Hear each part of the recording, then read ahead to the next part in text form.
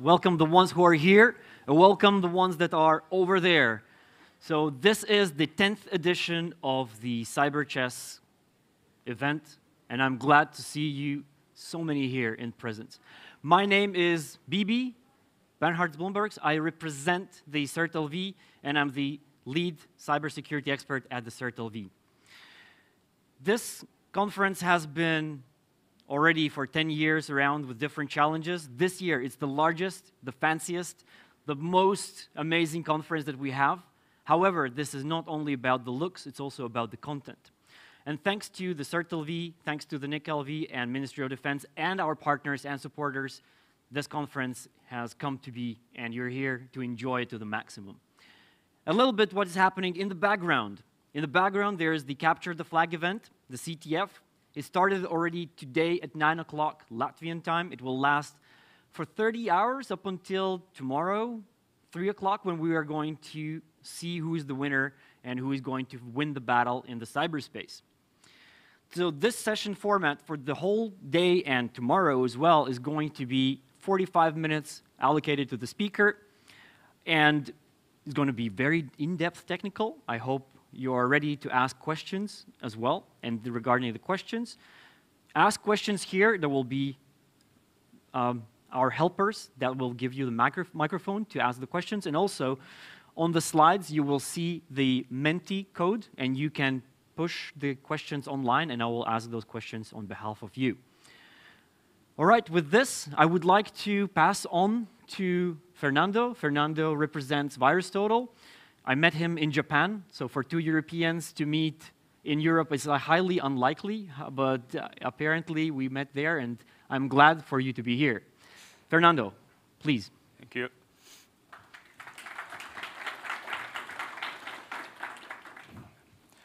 Well, hello everyone.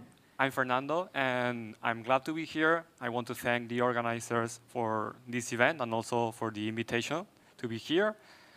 And the talk of the name today is Practical Freedom. So I'm going to do some warnings first. There's reverse engineering, so there's also live coding, so something could go wrong. And for those who don't know FRIDA, I'm also going to be doing a very brief introduction of what FRIDA is and binary instrumentation. So I hope you enjoy it. And also, I won't be here for long. This afternoon, I fly back to London. So if you have any questions, please let me know or just take a screenshot. So I'm Fernando, and I work as a software engineer at VirusTotal, and my main focus is the development of sandboxes, so dynamic analysis environments. And I also enjoy reverse engineering banking Trojans, so you will see that what we are working today with is also banking malware. And regarding the FRIDA topic, well, I authored a website which is completely free. You can visit it anytime, where you can learn how to use FRIDA and how to instrument applications with examples. It is not a heavily theory-based website, but just with practical examples you can copy-paste. And well, these are my contact details in case you're interested. So let's start with the talk. And the actual talk is what is binary instrumentation. So binary instrumentation consists on injecting instrumentation code, which we will see later how that works, that is actually transparent to the target application. And that way we can obtain behavioral information of what's happening in the process. So it's not only that we're able to monitor what's happening at the instruction level and also at the code level, but we can also manipulate the workflow of the application. So we are able to alter what paths it's being followed, and we are also able to extract information and alter it to our necessities. So as I mentioned in here, you have access to pointer data, memory data. You can modify memory pages. You can monitor return values. You can monitor arguments, anything you want. So what's FRIDA? FRIDA is one instrumentation toolkit, and it is some sort of grease monkey. I don't know if you know the extension for native applications. So the idea is that you're able to perform binary instrumentation using this toolkit. And the advantages over other toolkits is that it provides this high portability, and also that we can use JavaScript to write our instrumentation code. So the idea is that you write code in a high-level language, you abstract of the most difficult parts of writing that code, and Frida gives us that interface to us. And also, it's highly portable. You can install it on Mac OS, you can use Linux, you can use Windows, and the target OSs are also widely supported. You can instrument a Mac application, you can instrument an iOS application, you can instrument an Android application, etc. So there's other instrumentation frameworks, of course. We have Intel Pin, we have Dynamo Rio, we have IDAS APP call, which is not exactly the same, but somewhat it provides us with similar capabilities, but they all have some problems, right? So Intel Pin, you have to pay for the license, so that's one thing there. Dynamo Rio, you can use it, but again, you will have to deal with C, C++, so you will have that complexity. It will make the development slower. And then you have IDAS APP call, but you have to pay for the license. So with Frida, it's free. The license is very permissive, and you have access to the code. So anything that doesn't work, you can actually push a fix, and it's actively developed. So essentially, what advantage do we have over the other frameworks? Well, as I mentioned before, you can use JavaScript and you can use TypeScript. But we are not limited to these two programming languages. We can use C directly, but it kind of defeats the purpose of using Frida, because what we want to do is write instrumentation code very quickly. And of course, there's huge cross-platform support, cross-architecture support. It's not only x86, we have also ARM, you can MIPS, there's several architectures that we have access to. We also have the toolkit, which is a series of command line tools that we can use to list processes, to get a command line with Frida. We can also automatically trace without writing any tracing code. And there's lots of examples. There's community examples. There are GitHub repositories with code examples. So probably any problem that you might find when using Frida, it's already solved by someone in the community. So how do we set up our environment? As I said, it's highly portable. So this is the only thing that you have to do. If you have Python, in the pip package manager, you just write pip install Frida and Frida tools, and then you will actually get the whole thing installed in your computer. Then from here, you can start working without anything else. Well, of course, today we are going to be working with an Android application, so we need some auxiliary tools to actually instrument, because we need to know what we are going to work with. So we need a decompiler. You can have JetX, which is free, or you can use GEB. This is a commercial one. And then you need a disassembler, because there's sometimes where libraries are needed to be reverse engineered. And of course, you need a target application. You see that I have highlighted here Radar 2, and the reason is that there's a plugin for Radar 2 called R2 Frida, which is very useful for using a disassembler at the same time that you are using Frida. But I mean, you can use anything, and unless you need that feature, you can go with any other. You can have IDA free, you can use Ghidra or any other disassembler. And this is probably the last one. So the Frida's core API is mostly, the API is very extensive, but I'm going to only mention these 4 ones. You have the interceptor API, which is used to hook functions. It's not only hooking functions, you can replace functions, and you can also create native functions, which is a way to invoke these functions on your own. You have the Stalker API, which is to trace the execution at the instruction level. And then you have 2 special APIs, which are limited to mobile systems, which are Java API for the Android runtime, and Objective-C for iOS and macOS applications. So essentially, you gain access to Java classes, Java methods, etc.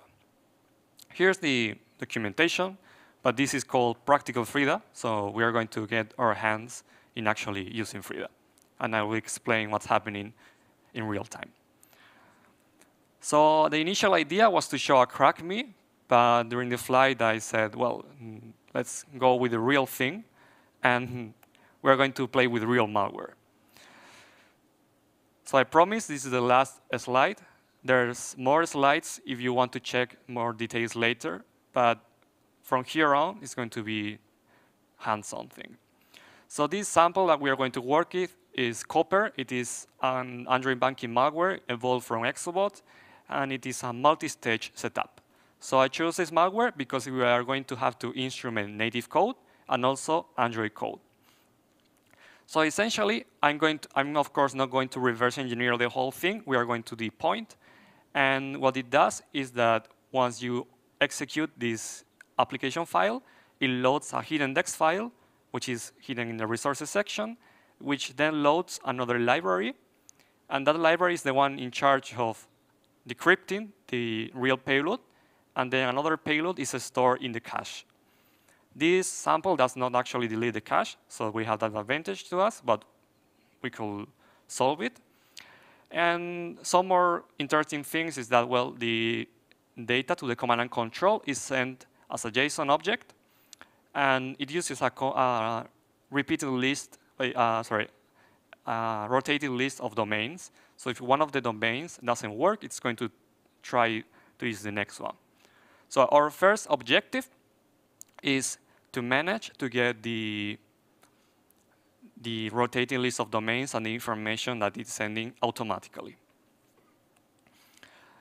Right, so I have here an Android emulator. I hope you do, yeah, it's starting up. What I'm going to do first is I'm going to access the emulator, and I'm going to run the Frida server. Sorry, we need to. So we need to run the Frida server first so we can connect to the device. Otherwise, we will have to repack the application and bundle Frida inside. So we are going to go with the simpler path, which is just running the Frida server. From here, we can connect to our Android device to the Frida server. But first, let's try to figure out something.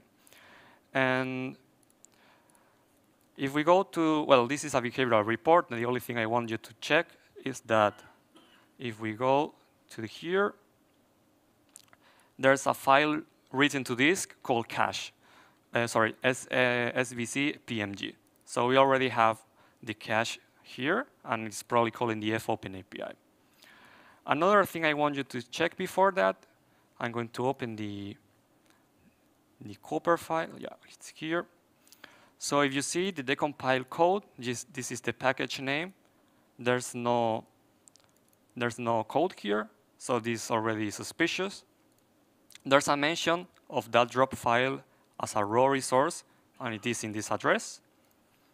And then if we check the resources, we check the manifest, we see that there are mentioned two classes that are not in the code. So this pretty much tells us that something is going off. We have here a library, which is a library I have never heard of, so probably suspicious too. And then if we go to assets, well, there's PNGs, there's WebPs, there's JSON files, but one of them has a weird name, and well, it is most likely not a JSON file. So one of these is the actual real payload, or it is embedded in this one. And let's try to get a handle of where this is being extracted first. OK, so this skeleton we're pushing in here. And the first thing I'm going to do, I'm going to get a function pointer to fopen by calling the getExportByName function from Frida.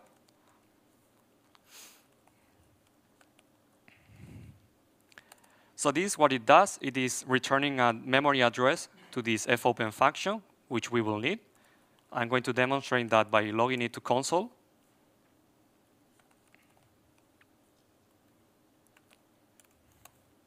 And now we can call the interceptor API.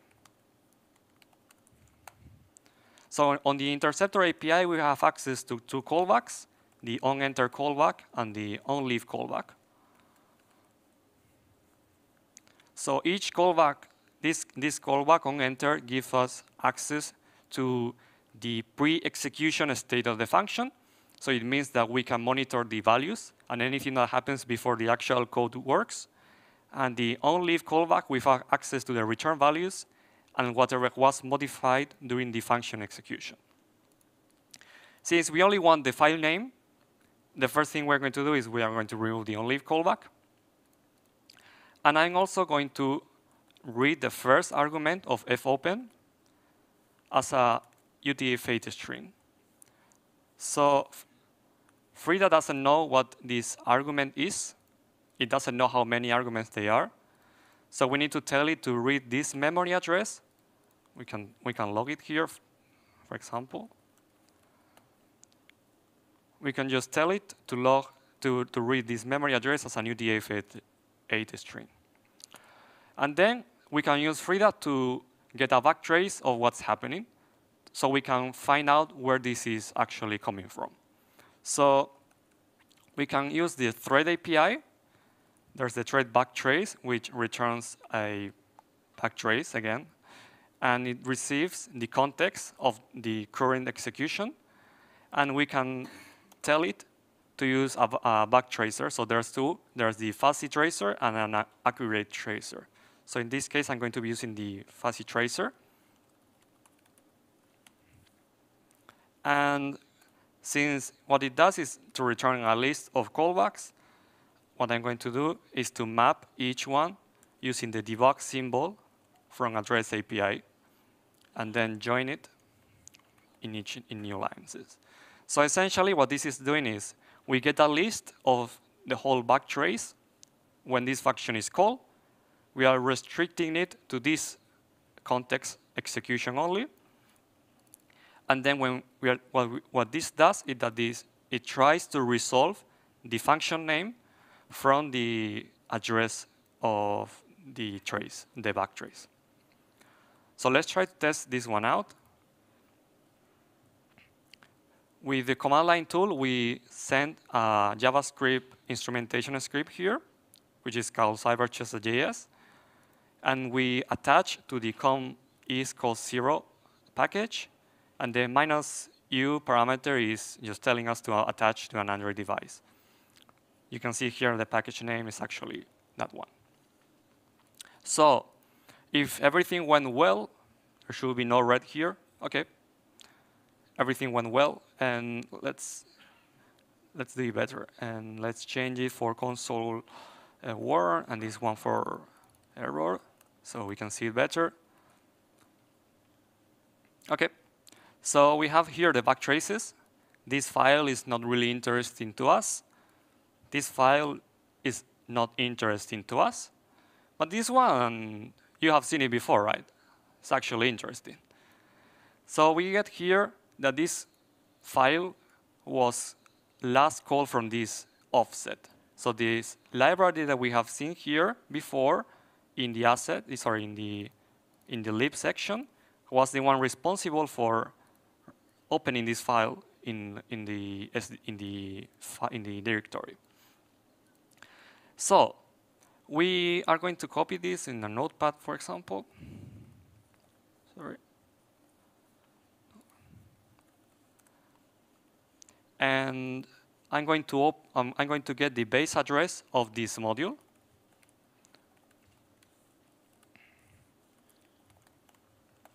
So Frida returns us the,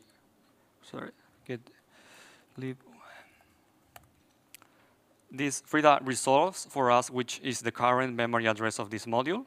And what we are going to do is that we are going to open it in a disassembler, for example, IDA. And I'm going to push the library here. Of course, I'm skipping getting the library. It is not important.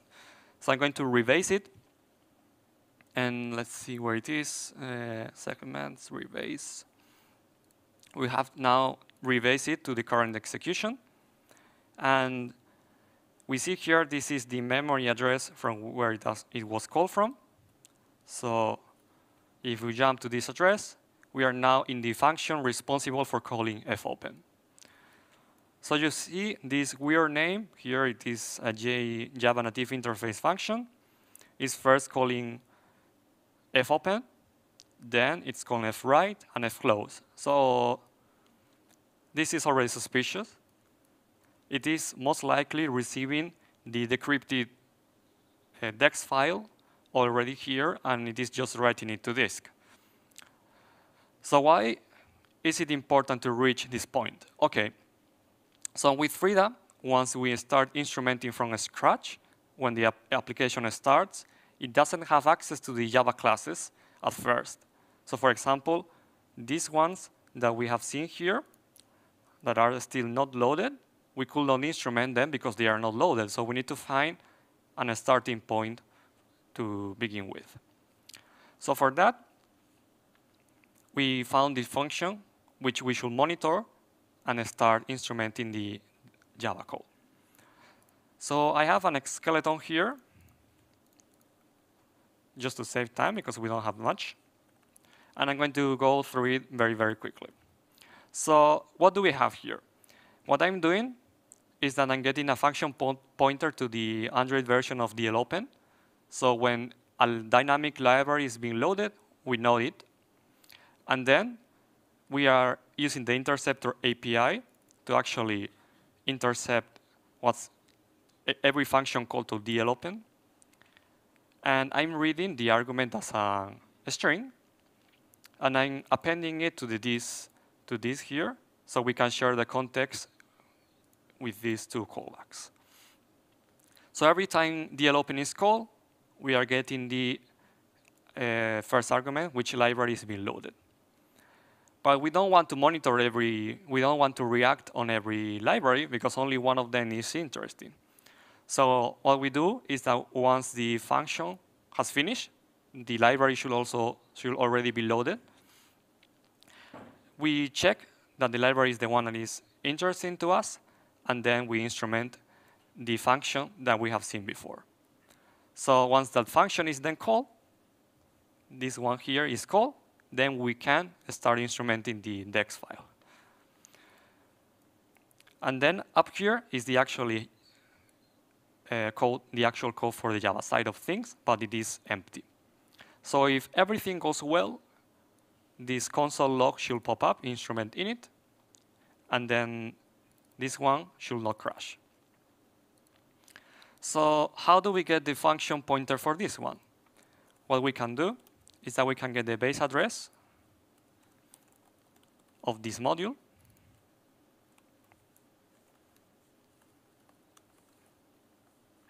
And then we need to calculate the address of the function that we want to instrument, which is this one.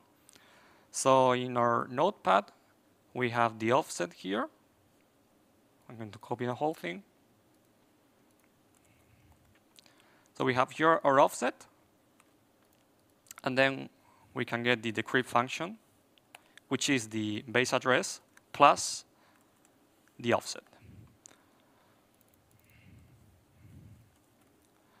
And we are casting it as a pointer because what we get here is the addition of this memory address plus this offset. So we need to cast it to a pointer.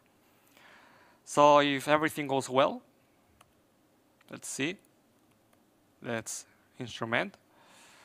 OK, we get the memory address. And we also get the instrument init. So it means that we have reached the point when we are able to instrument the Android code, the Java code. So we have already hooked the decryption function, and we are at a very good point. So the next step is I'm going to skip through the whole decryption part, and we are going straight to the final payload. And I'm going to open a second one here. This is the final DEX file responsible, well, that appears after the whole decryption thing. So if we go here into this package, you start seeing some familiar names, right? So if you check here, we see P015W. It is most likely to be here. P015W, yeah. So we have it here. So this is most likely what the actually code is in. And then there's another auxiliary class which has access to, well, which is the code for the malware itself. So the idea is to automate the things that are interesting to us. And for example, one of the things I mentioned before is that it rotates a list of domains, and then it sends information using a JSON object. We are not going to statically and reverse engineer the whole thing, etc. We are just trying to do it as automatically as possible. So one of the functions here, JSON object, JSON object.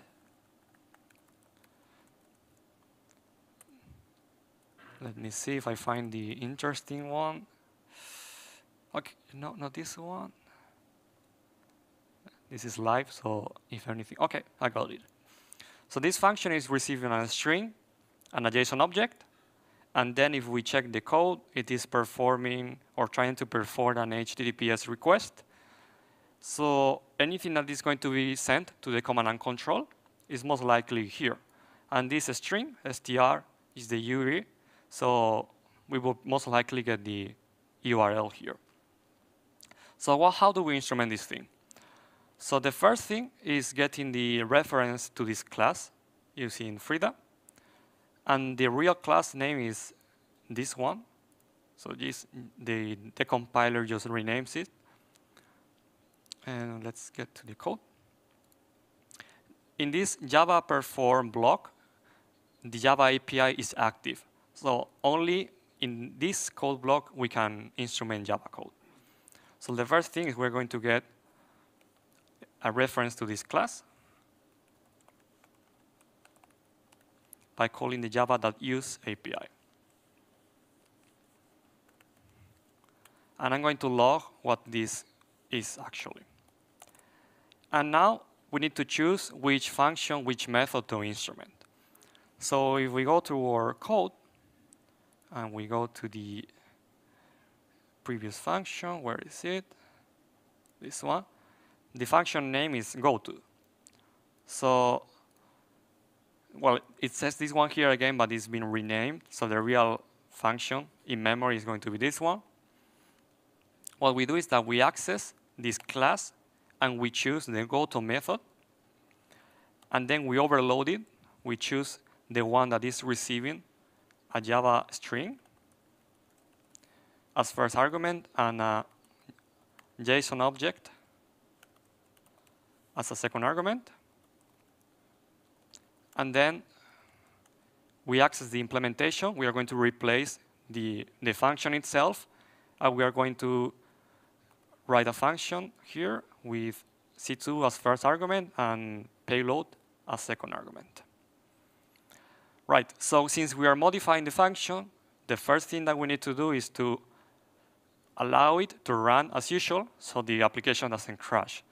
So we do that by calling the original function with the original arguments, and we return the expected return value, if there's a return value. So now we have the command and control and the payload here. If everything is correct, we can now log the command and control. And we can also log the payload. Let's see if this is actually working. And well, I'm instrumenting DL open, so this causes some unexpected behavior. So as you see here, we have this class, which is the class reference, which we have gotten here. And there's still no messages being printed, but if we start interacting with the application, okay, we are getting the command and control. You see that the next one is a completely different URL. The endpoint is the same, but the URL is different. And well, it's also trying to send the IP address and information of our device to the command and controls. Don't worry, the command and controls are offline, so nothing is being actually sent. And if we continue executing the application, okay, is trying to even send more details of my machine, my ID, my system properties, my operator, my applications, etc. So now we are able to instrument and get all the information from the execution just by monitoring this. So this is only one sample, but you can grab a different copper sample, you throw the same instrumentation code, you start extracting IOCs, you start instrumenting any payload. And also you get access to these keys, so you can find references to these keys in the code, and you will see where this is actually coming from. So probably if I type TF, we are going to see that it is coming from this function, and this function is the one responsible for getting the content here, right? So what else could we do? So one of the first things that I noticed when I opened this sample is that, let me try to find, okay. There's some calls to a function called FDDO with an obfuscated string. So what we will usually do is find the decryption routine and extract it, isolate it and run it through all the strings. But we could just monitor every call to this function and keep a list of what each of these encrypted strings actually stand for. So if we go to the definition of this method, it receives a single string and it returns a string. Essentially, what we get is the obfuscated string, and here the returning string will be the decrypted string, the deobfuscated string. So we could instrument it. Let's see, the class name is called FDDO break. And what I'm going to do is I'm going to comment this one out because it's going to be very noisy if we have the monitoring here in the console. So we are going to replicate what I did before. So this time I'm going to get the reference to this class, and then I'm going to get the interesting method, which is FDDO. If it's here, FDDO, and it receives a Java string as first argument.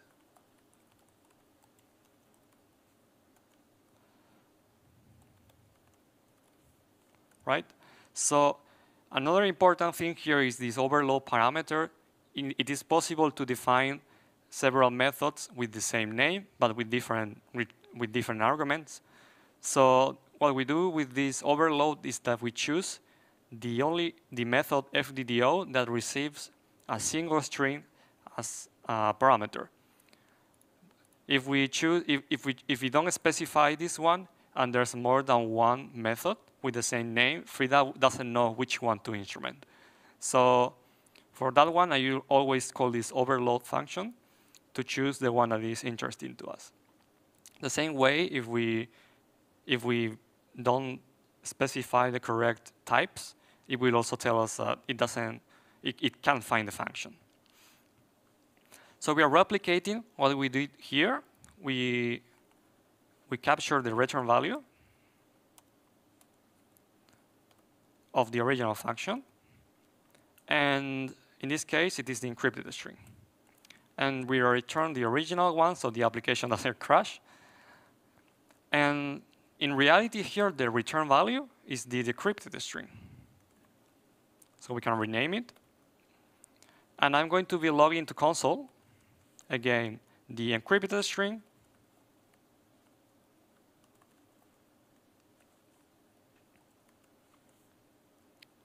And sorry, let's do it this way first. We're going to write that this encrypted string is equal to the decrypted string. And the thing is that this function might be called many times, and we only want to see the same string only once. So what I'm going to do is I'm going to define a list, cache, crypt cache, for example. And I'm going to check if the if this crypt cache includes the encrypted string,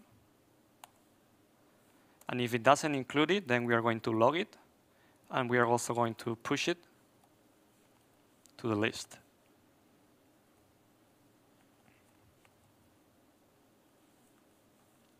Right? So essentially what we are doing is we are calling the original function. We get the decrypted string. We check against our cache that this string that we didn't see before. And then we log to console what the encrypted string equals to. And then we push it to the list so that we don't see it again. Let's see if everything goes well. I'm going to again close my Frida instance. Right? So we get the instrument init, and we get this string equals main, this string equals last request, this string equals this one, this string is HTTP, this one is register. We don't need to do anything. Every time this function is being called, we get the actual output of the decrypted string. So, well, we can also push it more. I mean, we can do something more, and we will continue printing. But essentially, this makes our work way easier. So another thing we could do, for example, is monitoring the shared preferences. So it goes on. It will continue the whole execution. And let me showcase one last example. I'm going to go to the application folder and the shared preferences. And in the shared preferences, there's lots of information being stored either for backup purposes or temporarily. So we want to see that every time that this shared preferences file is being consulted, is being queried, that we get what is querying. So this one, we need to get a reference to the shared preferences.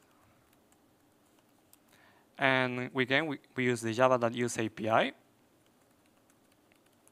And we access the implementation. Sorry, I always forget it. So we access the implementation of shared preferences. And then the method that we want to instrument is the getString method. And we choose the one that receives a Java string, again, always with the strings. It's two strings, so you get the Java lang string. Sorry, there's two. So this one is the value and the default value, I think. So this one, you don't need to reverse engineer it. You can find that the android.app.sharedpreferences implementation has this getString. It's in the official documentation, and that it receives these two parameters, right? So again, we get the return value by calling the original one with the value and the default value. We return the value, but actually the return value is the contents. So we are going to change the variable name, and we are going to log this one out. So we are going to do that the key is equal to the value, the original value received, so we can check which key is being consulted. And then the next thing is getting the actual content. So we are going to, value is going to be contents.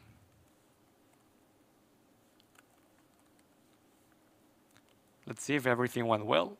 I hope so. So we're going to instrument it. Okay, no crashes. No, okay. We get that it is consulted the VNC key, but it has no value. The block push apps is not set because the command and control is not responding. And if we continue with the execution, let's see, something pops up. Okay.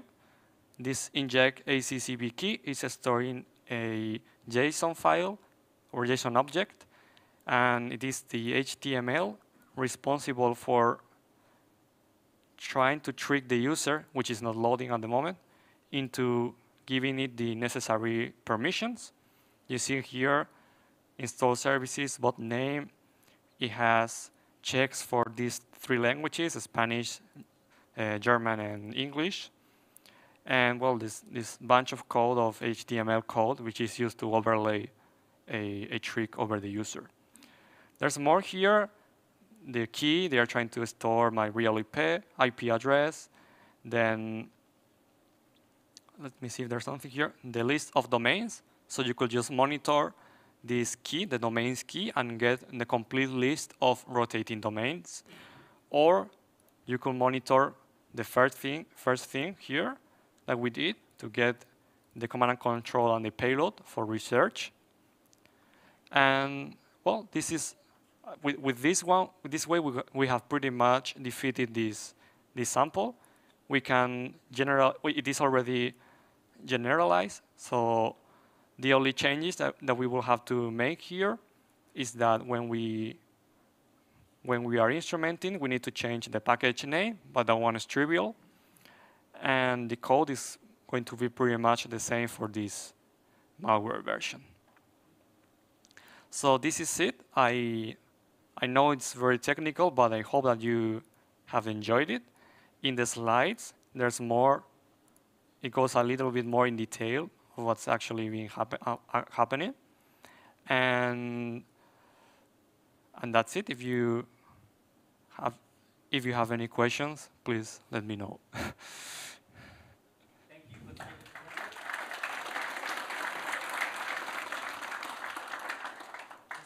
Carry on with what you said. If it was too technical, I mean, the idea was that it is in-depth technical, and if you understood everything, well, maybe you didn't learn much after this. If you have something that you don't understand, then you can expand your knowledge further.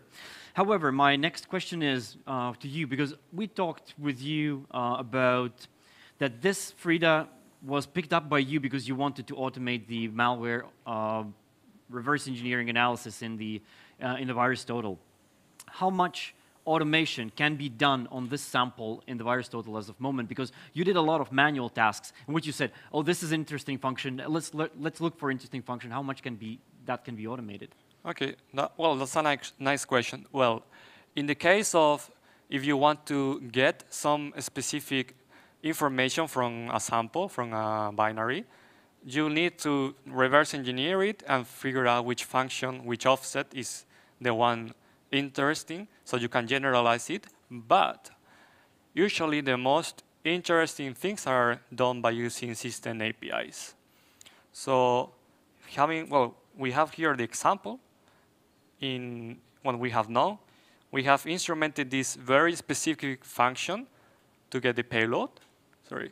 So in this function, we have gotten the very specific function that it is not generic, of course.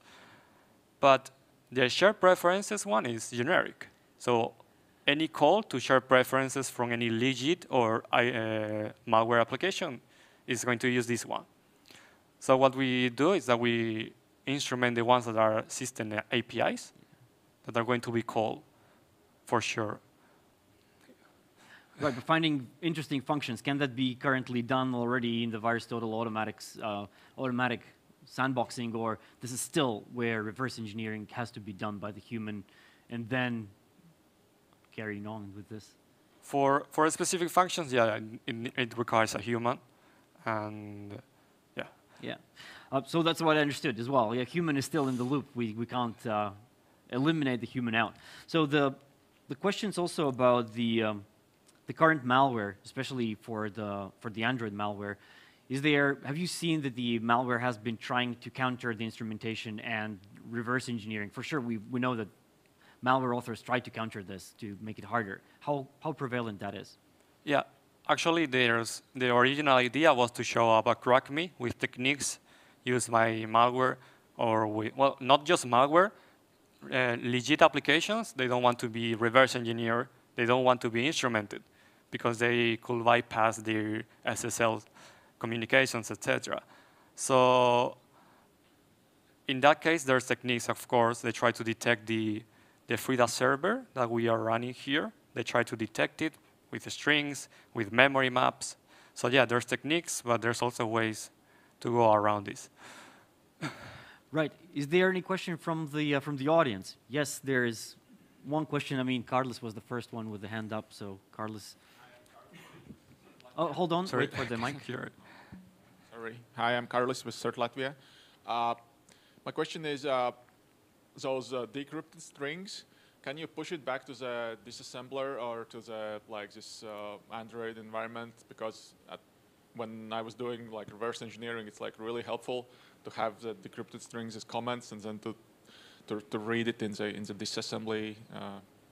Can you somehow, does FRIDA provide way to get those some decrypted strings that you can attach as comments in disassembler or so?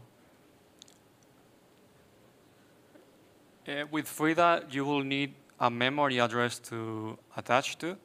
You could read the memory sections to extract the strings, and you could write. There's an API called memory access. So, for example, if you let me find it. So this memory access monitor, what it does is that you tell it a memory address range, and then you write the bytes that it is trying to access. So if in this case it will be a string, it will react if something happens based on your conditions. But it is not. It doesn't have that exact functionality. It is very. It gives you the framework, but you have to do lots of things on your own. Thank you. But thank you for the very entertaining presentation. All right. Thank you. The time is up. So let's give an applause to Fernando. So this is also 10th anniversary coin. It is a very big coin. So this is, I hope that the security scanner at the airport will not trigger this. And there's a box of chocolate for you as well. Thank you very much. Thank you. Hope you enjoyed. Thank you. It was very nice. Thank you, everyone. So while Fernando is unplugging, I would like to welcome on stage Alejandro. Alejandro is our next speaker. We studied at the same university. He also has a PhD degree in cybersecurity from Tallinn University of Technology, the same university where I am. But we actually didn't meet there. But we were introduced by the same professor, and he said, hey, you should talk to this guy. He's doing also a novel research based on applying machine learning towards the Android malware classification.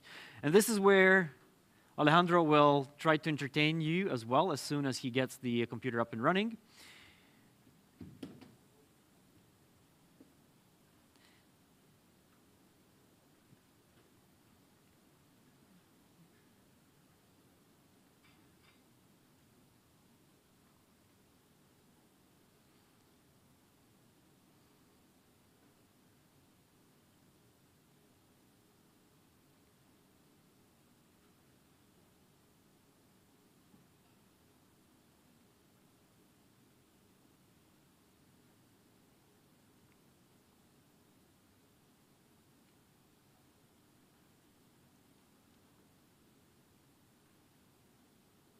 All right, it looks like you should be up.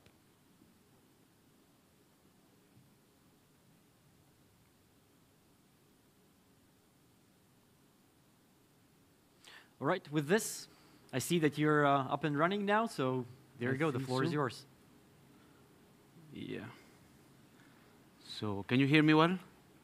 So thank you for your presentation. Thank you for inviting me. And yes, I actually attended your defense. It was in my first year at Baltic. So I'm going to, it will not be so technical as Fernando did my presentation, because I am a master's in cybersecurity. I also did my PhD in cybersecurity, but I'm actually more now on the machine learning side. This is a brief outline of the talk. I will have much more slides, many more slides, but I will try to show a bit more some practical stuff. So this is what I'm going to go through. I will try to not sell my research, but actually show what I did, why I did it, and how it was done.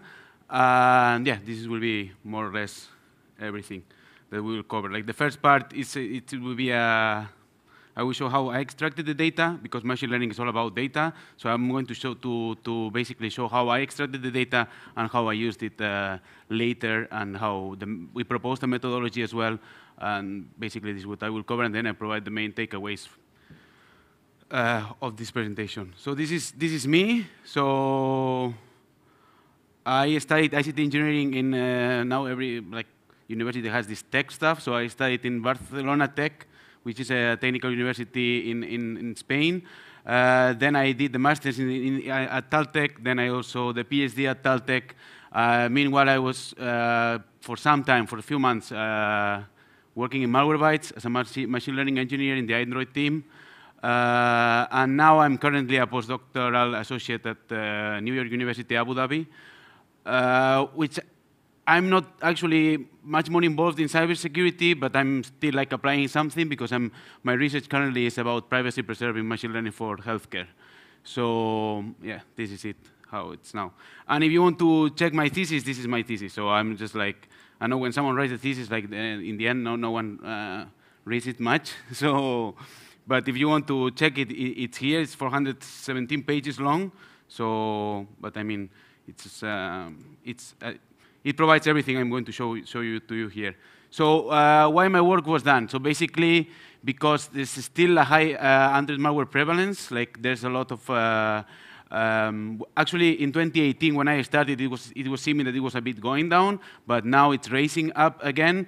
So as we can see, it's I mean, after Windows malware, then the next one is the next more targeted platform is Android devices. So it actually says here that 2022, the 1 out of 20 Android devices has malware, or can have malware. So this means that probably here there's quite many people with malware in their mobile phone, and actually don't know it, most probably. So that's why we have to create. Yes, sorry, because I'm going to, yeah, much better. Sorry, yes. So, and then also the main idea of why I applied AI is because we want to automate things.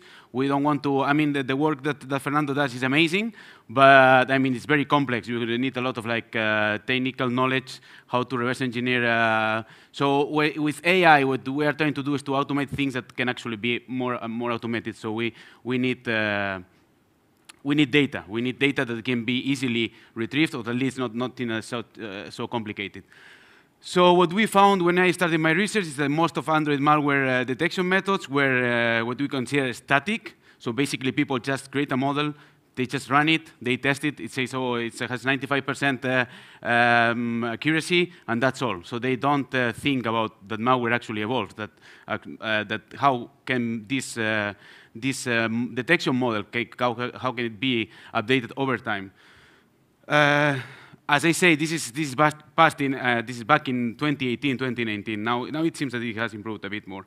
Also, all these studies, they actually use, or most of them are based on popular data sets, for example, Malgenome and Drebin, that date back to 2012. So malware in 2012 was much more different than what is nowadays. So it's actually not really meaningful that your solution works very well with this malware datasets, but you should show that it's actually working well with current malware. And they use emulated or real devices. Usually they never use both.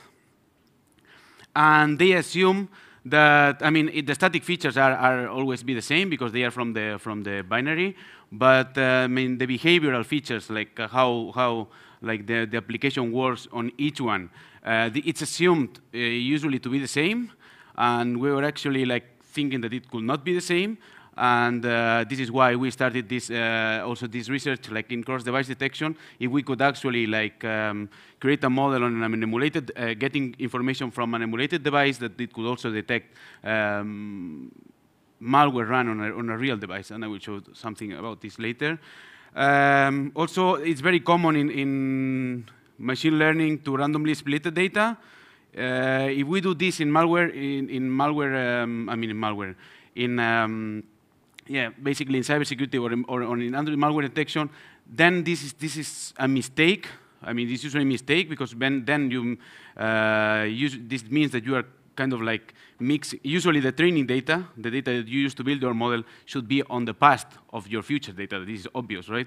But when you randomly partition data, then you are mixing them up. So you are getting information to train the model that actually should be on the future and so on. So this usually this is historically incoherent, and it usually reports like biased results, like actually much better performance than it should be. And by then, and still nowadays, there was no publicly the data set that included timestamps. Timestamps mean when the application was actually found for the first time, or when the application dated, or when the application was released. So we can actually do the first thing, correct the previous thing, which is like make them like historically coherent. So basically we are building models with past data, and then we are evaluating with future data. So this all led to my data set, which is this here. I mean, it's not a perfect data set. It's actually not updated for the last 2 years. But what I try to do is to address like all these points here. So basically, try to address what is considered concept drift that I will show you. I will introduce later. But it's a publicly available data set that actually uses timestamps, so people can evaluate the performance on future data, build models in a more like realistic way, let's say. So yeah, now let's go to the hands-on part. So machine learning models, or machine learning in general, it just needs data, lots of data. Usually more data, it's better. Especially deep learning models. I didn't use this because they were actually not needed. We found for many like cybersecurity problems, they are not so hard usually. So like traditional machine learning methods, they work well. We don't need so much data. My data set is not so large as I would, but I mean it worked well with for our purpose. So how we can extract Android, how actually got Android data? So as I said, what we need, so it's like features. Features in a machine learning model is like attributes that make that sample like, let's say, not unique, but that for example, how could we define a car? Like an attribute could be the color of the car, and also it could be the size or the length of the car. And also how many, let's say, how many doors it has, like if it has back doors and all this kind of stuff. So this is actually like what we call features, and this is like the essential information that we use to build a machine learning model. To extract the features, what do we need? We need an Android rooted device. Why? Because we are kind of trying to extract like the behavioral data. You actually need a root permission. So this is actually something that has to be done before. So this is, if you are doing this for Android for forensics purposes, then it's problematic because this can actually lead to you wipe all your data or it break the device. So in our case, we are always starting from an empty restored but rooted device, and then we need a bunch of tools. Here we didn't invent the tool. I just used like tools that they were available, like ADB, which is Android Debug Bridge, which is actually used to communicate with the device. Then some other tools that were used to extract static data. Then Strace, which was used to extract system calls. There's a lot of information that you can extract at runtime, but we actually focused on system calls. And then some basic Linux commands, very basic, because I actually did most of my work with using a bash script and a collection of APK files. So how did I do it? I did it this way. I mean, this is the workflow. It's not really important how it is done. I mean, this is how I did it because I had a purpose. So I started with the dynamic behavior because we actually wanted to have to build two data sets, one running on an emulated device and the other one running on a real device. So as I wanted to have for both devices like all like static and dynamic data, it was important that the application could run on each device. So this means that the application had to be compatible with each architecture. So this was what it was the initial point. If the application was not compatible, then it was discarded, and we proceed to the next one. And then there come to like two stages of for static data collection, which is like from the inside of the application, and then also using VirusTotal scanning service for different reasons I will show later. Then the data processing part, which is the most like intensive for machine learning. It's like to prepare the data to make it usable and feasible for a machine learning model to be used. And then this is how the data set was created. As I said, this is not the best. The way I'm going to show is probably not the best way. Probably nowadays there are like much better tools, faster tools, more automated tools. But it was like what was more or less available for me as a PhD student in 2018, 2019. It actually how most of the tools to do like Android malware forensics and mobile phone forensics work, like in the background. They of course don't say I'm using AAPT, but actually they are using it in the background. So what we need, as I said, the first one is to interact with the applications, and it's Android debug bridge. This is just it allows you like using the command line. It allows you to interact with the phone.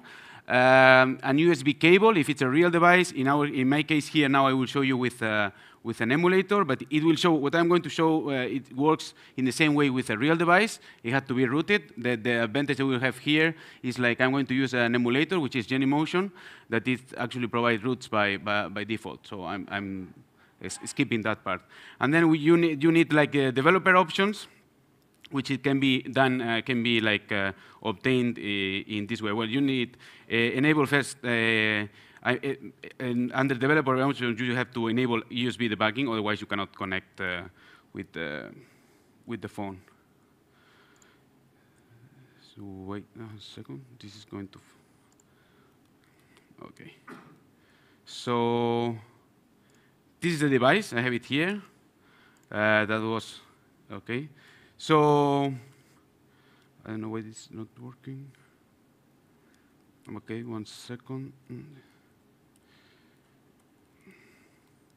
So, ADB, we press ADB devices and everything is, okay, we start well. Sorry. So if we press ADB devices, what it does is like it actually shows this device. Here we see the IP of the IP, which is also the same as this here on top. I don't know if you can see it here, but it's this number. I don't know if it will be seen anyway, because it's just like, yeah, I can tell. But anyway, just trust me. So this number here is the same as this number here. So this means that we are actually connected to this device.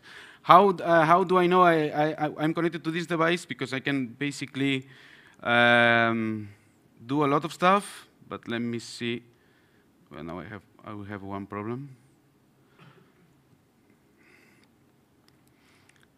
Okay. Anyway, so this is the device that we have by default in Genymotion. What we can do here is like the first thing I'm going to show is basically no, I'm not going to start with this. I'm going to start with the static analysis. So let's see we have a file, a sample. In this case, it will not be a malware sample because it's like this is not a sandbox environment, so it was safer to not use. So I'm going to use a test application. So if we run AAPT, which is this tool that it's like actually it comes from with the Android SDK. It's Android asset packaging tool, so it works to compile the binary, but also you can view, you can explore it, and you can extract information from it. So it's very easy to use, and if we run this, I mean I used actually this command here because I was using Linux. But as I'm running here with a Windows computer, so I should use this command here. And then when I run this command, what it actually shows is, 1 second. For example, if I run this command, I mean, I have a test application here. In this case, this application is a legitimate application. I don't know if I can do this bigger, but is this cursor font? Maybe like this. Yeah, it's a bit better. So what we can see here is that it actually like goes through the to the binaries, to the like package application, and then it actually says like what are the permissions. Then you can extract this information and use it later to build a machine learning model. This is like one type. Permissions are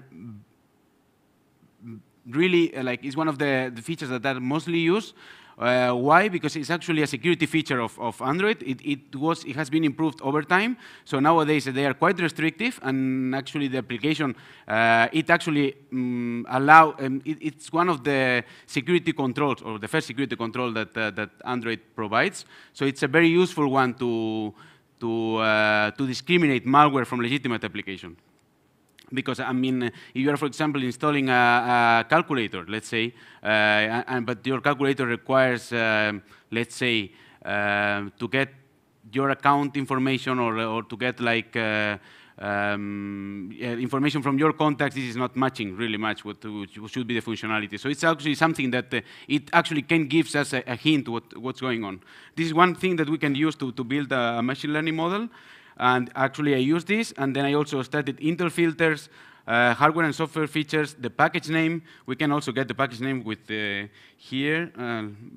Okay, if I put here package, we will see that the package name here is like, here it says, the package is com.chess. I chose chess because this is because it's like for the conference, but yeah, I mean, I could use any other. I was actually like, it was a bit tricky to find a good one. So this is the package name. The package name is how the application is known by the operating system. So it's kind of like unique. So this is how we can use it to name it. It will not be used by the machine learning model, but it can be used for us to know which application we are dealing with. And like this, we can extract a lot of information that is from the static point of view. Then the next thing I did as well, but this was like done in will be done in a different way, is to use okay, here is to use AndroGuard. What's AndroGuard? AndroGuard is a public tool. It was kind of back in time, it was kind of like not really well updated anymore, but I think that the developers went back. So now if you go to the GitHub, it's actually more updated than it was like a few years ago. So it's actually a very useful tool to go inside. I mean, to do the same stuff I did now with AAPT, but in a more like in a Pythonic way, because it's a Python script. So you can get much more information from the inside classes and methods and everything that is used. So what I did here is I used AndroGuard to extract the external API calls. The external API calls are API calls to the libraries, which means that they are not to internal or other internal methods, and they are sometimes used to characterize the behavior of the application. And how I did that? It was actually I built this script, very simple one, like it's the same as I did before, and then it just like you run it, and then we should get something like this. We get a list of what are all the like external API method that is called by this application. In this case, there are like almost 8,000 API calls. In this case, we are just getting that the API call is called at some point in the code, but we are not getting like the relationship between them. This could also be a feature that we could use, or how many times each one is called, and so on. But I mean, this is another feature that we used, and it can be used and extracted. And the last one I used for static analysis was VirusTotal. Nowadays, VirusTotal provides the version 3 of their API. But when I was using it back in 2018, there was a version 2. So this script is actually running version 2. But it's a also very useful API that that allows you to have a report of the. I'm going to show you what is actually the example. I mean, to get a report of the application, what information can VirusTotal provide you. So it's in a JSON format. I mean, it's very small as well. So let me make it bigger. Yeah, something like this. So here there's also a lot of information that comes from VirusTotal that we can use. There's, for example, this timestamp here that we can use. This is the first time VirusTotal received this application. This can actually be relevant for us to date the application on time. How many times was submitted? I mean, a lot of information that it's not really. It's much more like. Different. Also, this is like the number of files inside and everything. Yeah, the services that are running, the permissions here, they can also be extracted from here, and the detection report. I mean, it's a very complete, report, and basically, it's typically used to check if a malware sample is like if an Android sample is malware or benign, because we actually want to be sure that what is malware and what is benign. Even though there's some studies that show that an application, it takes more than 1 year to stabilize the label. So not only if it's a malware or not, but also the malware family and all this relevant information about the sample. So it can give us a confirmation, but it should actually always be checked. Like the longer, the better, to confirm that something is malicious or it's legitimate. And then this was from the static point of view, and from the dynamic point of view. This is where like it comes the emulator here. So from the dynamic point of view, we can actually run. I'm now going to show to prove that this is working. Yeah, here I have this code. So how do I know that I'm connected with this? I mean, because if I run, let's see. I hope that it will work. If I run this here, the application should be installed. Sorry.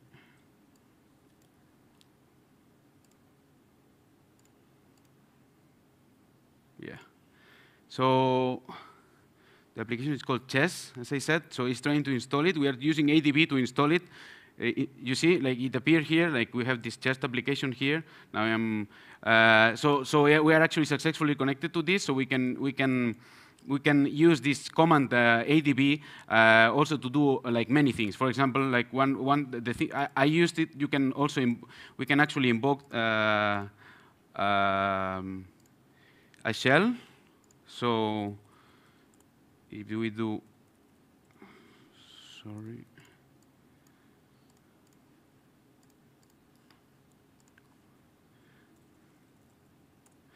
Now we have a shell in the device, so we can run, for example, like ls, and we will see the directory. Like it actually is it's an emulator. So what we are doing here is like we have root permissions. So if I run who am I here, it should show that. But it's actually like we can use it to collect information. So what I did is like I used Monkey. Monkey is a tool that it can be used to from the command line to run an application. So now if it allows me to. Yeah, sorry. I'm just properties. Okay. Okay, sorry.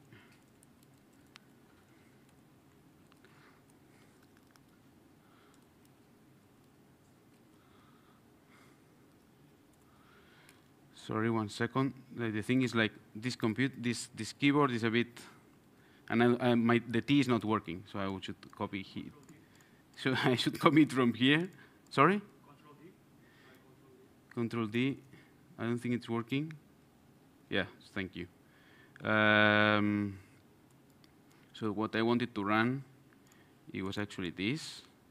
So we can use to programmatically run the application. Like I don't have to start it. I mean, we can use monkey, and then we can execute the command, the shell command, like in this way. So here we are using monkey. It will pop. This one here is the number of events that we want to inject. So when we use one, it will just click on the. We just click the application, and it should pop it up. So if I do like this, let's see. Yeah, now it went up. So now it popped up the application. So it's just like if I put like kind of like 50 here, it will just like run just like some random like pressing, like it will simulate that some user is clicking on the screen. You see like this is like NB, I didn't put it. I mean, it's just like it's doing a bit of a mess, but I mean, this is like it's interacting. It's just like simulating like 1,000 random pseudo-random events. So it's just like if a user is just like clicking through the screen. This is, I didn't use it on my research because I was finding it like kind of like when random should, sorry. Like the randomization is not, it might not be good because a user is usually not random.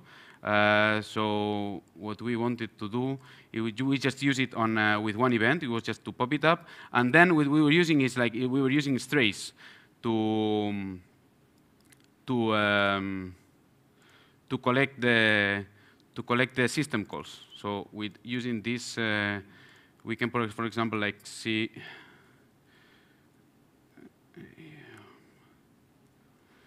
We can actually run strays like this way with this command line, and if we run it, let me see. Have to see if I can.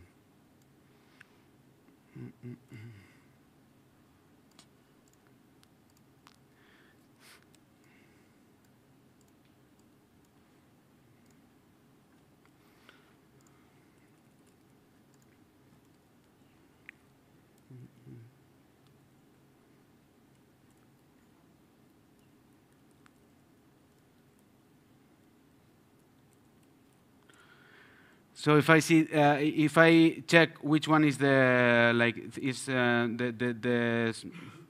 the process is this one here. So it's 3090. So if I do this, I mean, of course, we will not do it like this when we run it programmatically. So we would do it in a way that there's no time. I mean, we just do it right after it. I don't know why this is not copy pasting. 1 second. Okay.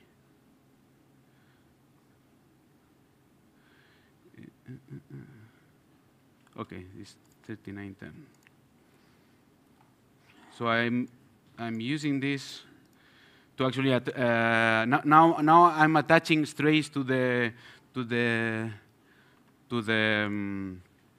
application, and then we will be getting for 1 minute. This is like the 60, the timeout here. For 1 minute, we will be getting like the system calls that they are like released by the application. So this is a way like how we can get the dynamic behavior of the application.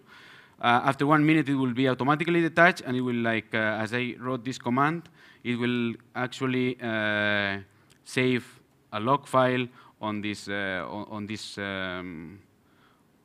path, which could be retrieved, and it will be something like this. This will be what we will get. Like, so we will get like the timestamp, and also what system call was actually being invoked and was being executed with the parameters and everything and everything that was used until during the 60 seconds. So this is something. This is some information that we can always use to basically characterize an application and then use this information to build a machine learning model. So this is the second. Yeah.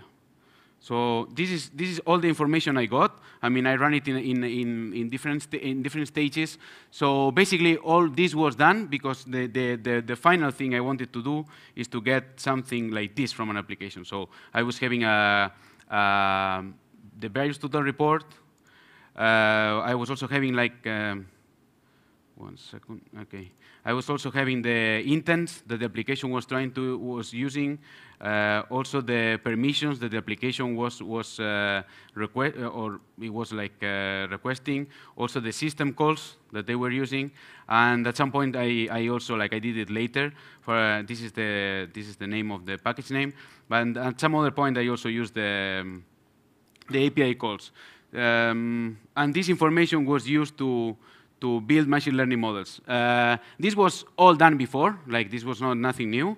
So all this information was done by several studies before. But the thing is, like there were like two main challenges that they were not used, they were not addressed, at least for mobile malware detection. In some other fields, this is very well known. I mean, there's one that's called like concept. I mean, this is like the combination of these three with the other ones, like concept shift, concept drift, dataset shift, dataset drift, like whatever, like distribution shift, distribution drift.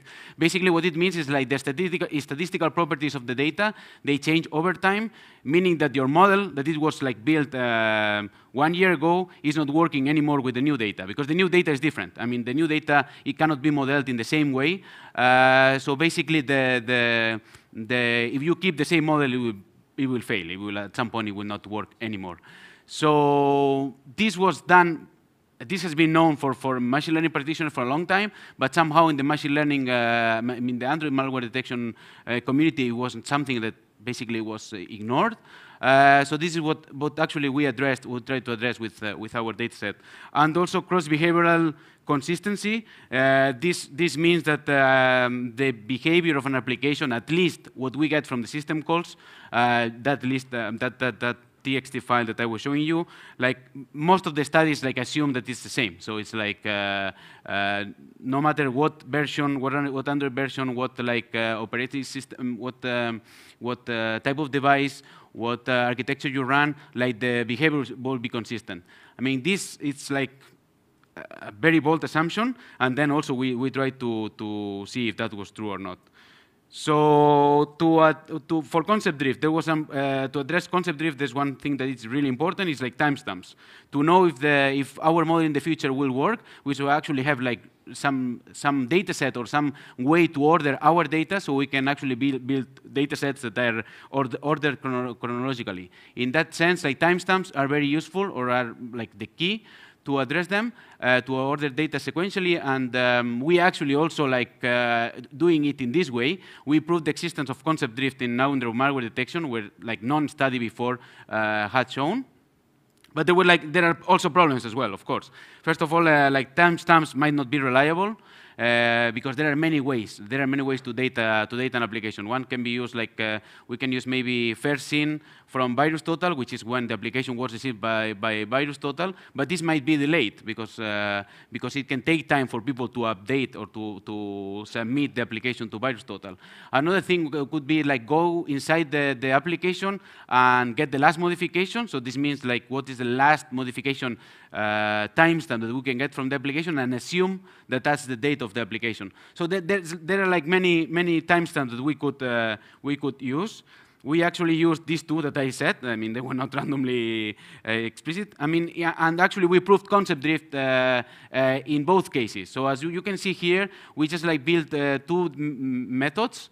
Like basically, the summary here is like if the same model built initially, the initial model is in 2011. So if the same model built initially would perform well over time, there will be no drop. I mean, this is performance line, so basically the closer to the one, to the top level, would be the better. So if concept drift it will not appearing, then the line should be more or less like flat. We can see that it's going down, then up, then down, then up. This means that the model had to be updated, otherwise it will fail on detecting new malware over time. And based on that, like after proving that there was concept drift, like what timestamp should use? What's the most appropriate time, and what's the most feasible time? Feasible one. The most appropriate will be which one is the best to model concept drift, and if maybe it will be the same one that is most feasible. That means which one is easier to collect in a practical setting. So we started with these timestamps here, which is like 6. I will not go through them. They are like they are like explained and everything, and much more thoroughly in this publication that we did a few years ago. But basically, we started with this, and then we showed, we performed a study like what are the most feasible ones, which ones are easier to collect, which ones are like more valid. It means that the timestamp is always in a real range, because actually a timestamp can be modified. For the last modification timestamp could be modified, could be put in the past, or could be put in the future. In the past, I mean 1980, where actually Android was not existing back then, or it can be 2130. In that case, the only reliable one is actually VirusTotal one, because VirusTotal is not, at least I don't know if they have some kind of like, they don't have any interest in modifying anything, they just like record when they actually submitted it. So in that sense, the first scene, which is called first scene by VirusTotal, but is one when they were like received the application, is the most, let's say, reliable one in the sense of validity. But when we used it for other stuff, for accuracy, we just found that, let me see if I can see it. Like this is a first scene, so we see that it's not really accurate. I mean, it's always valid, but it's not really accurate, because 80%, how we did this here is like, we have Android families here on the left, and then we have a time reference, which is where it says reference there, a time reference where the malware family is the first news, or if it's reported, someone reported about this family. Then we actually compared, like in our data set, what was the timestamp based on first scene and all the other timestamps, and if it was actually on that close to this like first like detection or first like news time. And then we see that first scene here is always placing the applications later. So it somehow has a delay, which is logical, it's normal, because people take time. I mean, at least before, I don't think that this is not happening so much more now, but people was not really used to use VirusTotal, so it took time for people to submit the application for the first time. So this is like thing. And then we found that the last modification was actually more reliable, was actually pretty reliable on that, pretty accurate on that sense. So it could also, even though it last modification is in the scope of the attackers to be modified, it was actually not really modified. So then we actually end up with 2 last modification and first scene. Last modification seems more accurate in general to locate an application, and first scene is more available, and it's more feasible, and it's more suitable. So we actually tried to see like, okay, then which one do we use now? And then it was seeming like there was no solution until we did this. I mean, this is a very nice graph. I mean, I will try to provide the explanation for it. But it actually, here we use the last modification as a reference, and then we try to find for the difference between the last modification and first scene for every sample in our dataset. So we can see in samples that according to the last modification timestamp, the timestamp is in 2009. Then first scene is very late. I mean, the gap is it's very long. There's even like 2,000 days, 3,000 days, this is the gap. So this is like according to the last modification timestamp, and this is the gap. So if you sum this time plus this, then this is the first scene timestamp. But the important thing is like it has been going down over time. So this means that the gap between both timestamps has been like going down, and this is until 2020. So this seems that for the last, at least, like, I cannot say now, but I mean, we should continue studying this. But for the last, I mean, 2019, 2020, both timestamps are really like more or less locating applications in the same time frame.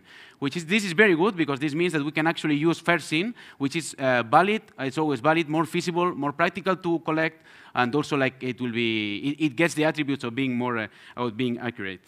So then we proposed a method which it was not really, I mean, it's not really our method, but we just like modified it and optimized it for the Android malware case. And the method is like, it's capable of detecting concept drift and adapt and basically keep the detection performance quite consistent over time. Here we are not doing anything. We are just relying on we are assuming that the Android data is a stream. So we are like we could be basically VirusTotal. We are getting the applications. We are like getting the information as I did before. We are getting the reports, the malware, and all that thing. And then what we are doing is like we are updating our model over time. So as time goes on, we are updating it with new information. We are predicting on new information, and we are using this new information to adapt over time. So it's a pretty complex structure here, but this is let's say an intelligent or a self-adapting model. And this is what we obtain. In the left is like with the last modification timestamp. In the right is with the first seen timestamp. So we see that the lines don't go back down so much anymore, and the detection performance is pretty consistent. Is the blue line. Then the gray lines is if we didn't use any our methodology. So if we use basically one model and we don't address it. So we see that actually the detection performance goes down until basically here it's just like, it's worse than random. So it's just like, it's very bad at guessing what kind of like application we are dealing with, but here it's still like very good. Yeah, I'm going to pass this. And also we use this, that information before was for system calls. This is for permissions. So just using permissions, we could also like find if an application was malware or legitimate, just using permissions, and also using this self-adaptive method that we proposed. And the good thing is that we could also analyze what was like the most important features. These are the most important features over time to discriminate if an application is malware or not. I mean, these are permissions. This is the permission list. I mean, in the paper that we wrote about this, we go more thoroughly, like, but we can see that there are like some like clear patterns here. Like for example, here, like this green appears to be much more important. I mean, it's not important before, and this blue also is very important during all this time frame, but it's not here, not so important after that. So there's like this is the method could also be used to explore concept drift on the to understand what's going on behind. And then for the cross-device detection issue, what we did is like, I mean, it was seeming pretty obvious for us, but I mean, there was no study before analyzing this. So we used a small data set. I'm finishing soon. We use a very small data set, but we use many platforms. So we use like 3 real devices, 6 emulated platforms. One's using ABD, which is the Google emulator, the official one, and then also using Genymotion. And then we just like run the same experiment and the same application like was run on the same device many times. And we saw is like this is a comparison graph. I mean, it's quite complex to explain now in 1 minute, but the thing is like if it's actually true that the behavior, at least from the system call side, is the same across platforms, everything should be kind of like greenish, and everything is white. So this means that the behavior is not similar. Or the only thing that is similar is on the real device side, that is like on top of left up. We also ran this. We also confirmed this with with using machine learning models, and we see that I mean the detection performance goes down in some cases like quite importantly, and yeah, just reaching the end. And the main takeaways is like we can use Model Forensics developer and also forensics tool to extract meaningful features to create machine learning models that also like self-evolve and self-adapt over time. This has an easy integration on pipelines, like like for companies and for the dynamic library features seem to be more robust, more but they are more time-consuming to get. And the concept-driven cross-device consistency should be considered in the design of any machine learning model, for Android malware detection over time. This seems something like really obvious, but you can see this is a paper that will be published in 2024. I mean, it has been accepted, and they still use Drevin as one of the main sources of malware. So this means that I mean, we still have to work much more on the data that we use to build these models. And yeah, that's it. And yeah, this is my, if you want, we can connect, we can keep in contact, but thank you so much, and I hope that it was not really boring. Thank you. We still have, okay, there's one question possible from the audience, if there is. If not, I will ask a question. Oh, okay. It's better to have the question from the audience. Oh, the microphone. Yes, please. Okay, so I was curious, around the beginning, there was a graph describing, you were separating samples, APKs that were running on real devices and ones that were running in emulators, but if they didn't run in the emulator, they were discarded. How were they discarded? I mean, there's a chance that they are detecting the emulator or that they are missing dependencies like Google Play services or, for example, a specific service from Huawei, etc. So they are just discarded if they don't run, or do they take into account like if they are missing some dependencies, etc.? Yeah, thank you. Yeah, this is very good question. So we were discarding them based on incompatibility. So if there was no, I mean, all the dependency, we just were installing it, or if it was needed. It's just like the architecture was not compatible. So if it was like, because all these emulators have like 64 bits, so it was mainly real device applications that they are for ARM architectures that were not running on the emulator. So that was the main source of being discarded. Thank you. All right. Well, thank you. Thank you, Alejandro, again. Thank you so much. You get the candy and the anniversary coin. Thank you so much. Thank you. Thank you. With this, we go on a break for 1 hour. However, this is a session on malware, and after the break, we will going to dive into the sandboxing and automatic reverse engineering analysis of the malware. So stay tuned.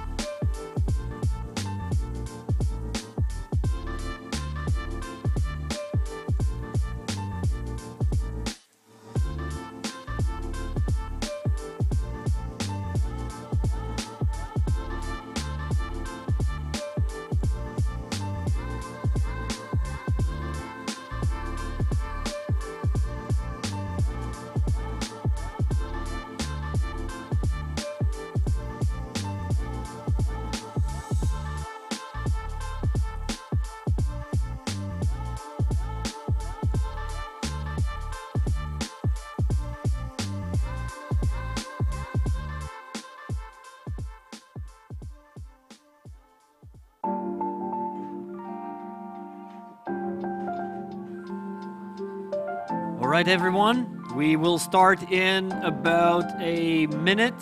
So if you're still enjoying the coffee and tea, please do enjoy it and join us here for the next session.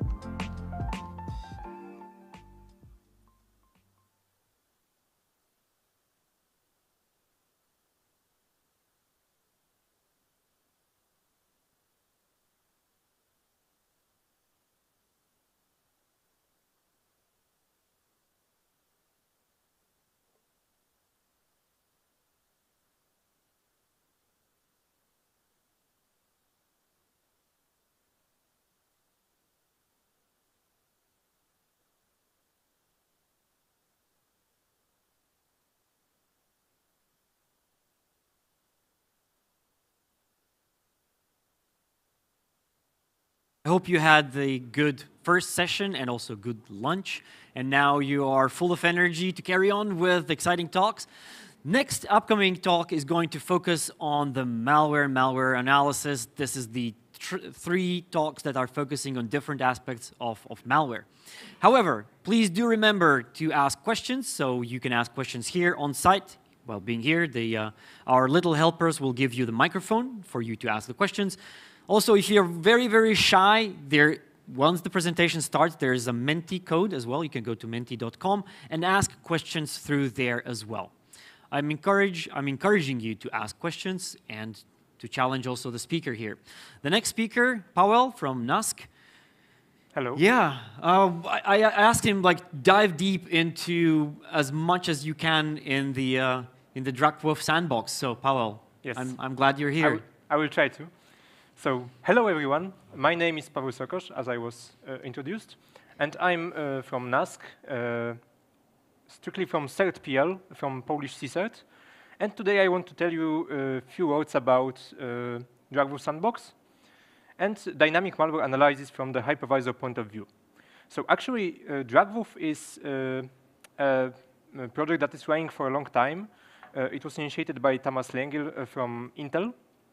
And Dragwolf Sandbox is a set of our contributions and our toolkit to make it a bit easier to use the Dragwolf engine for scale, for automated analysis.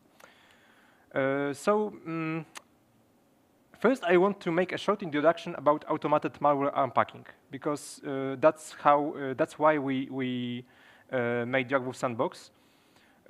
It's an unusual way for malware analysis, because usually we want to know the behavior of the malware. We want to know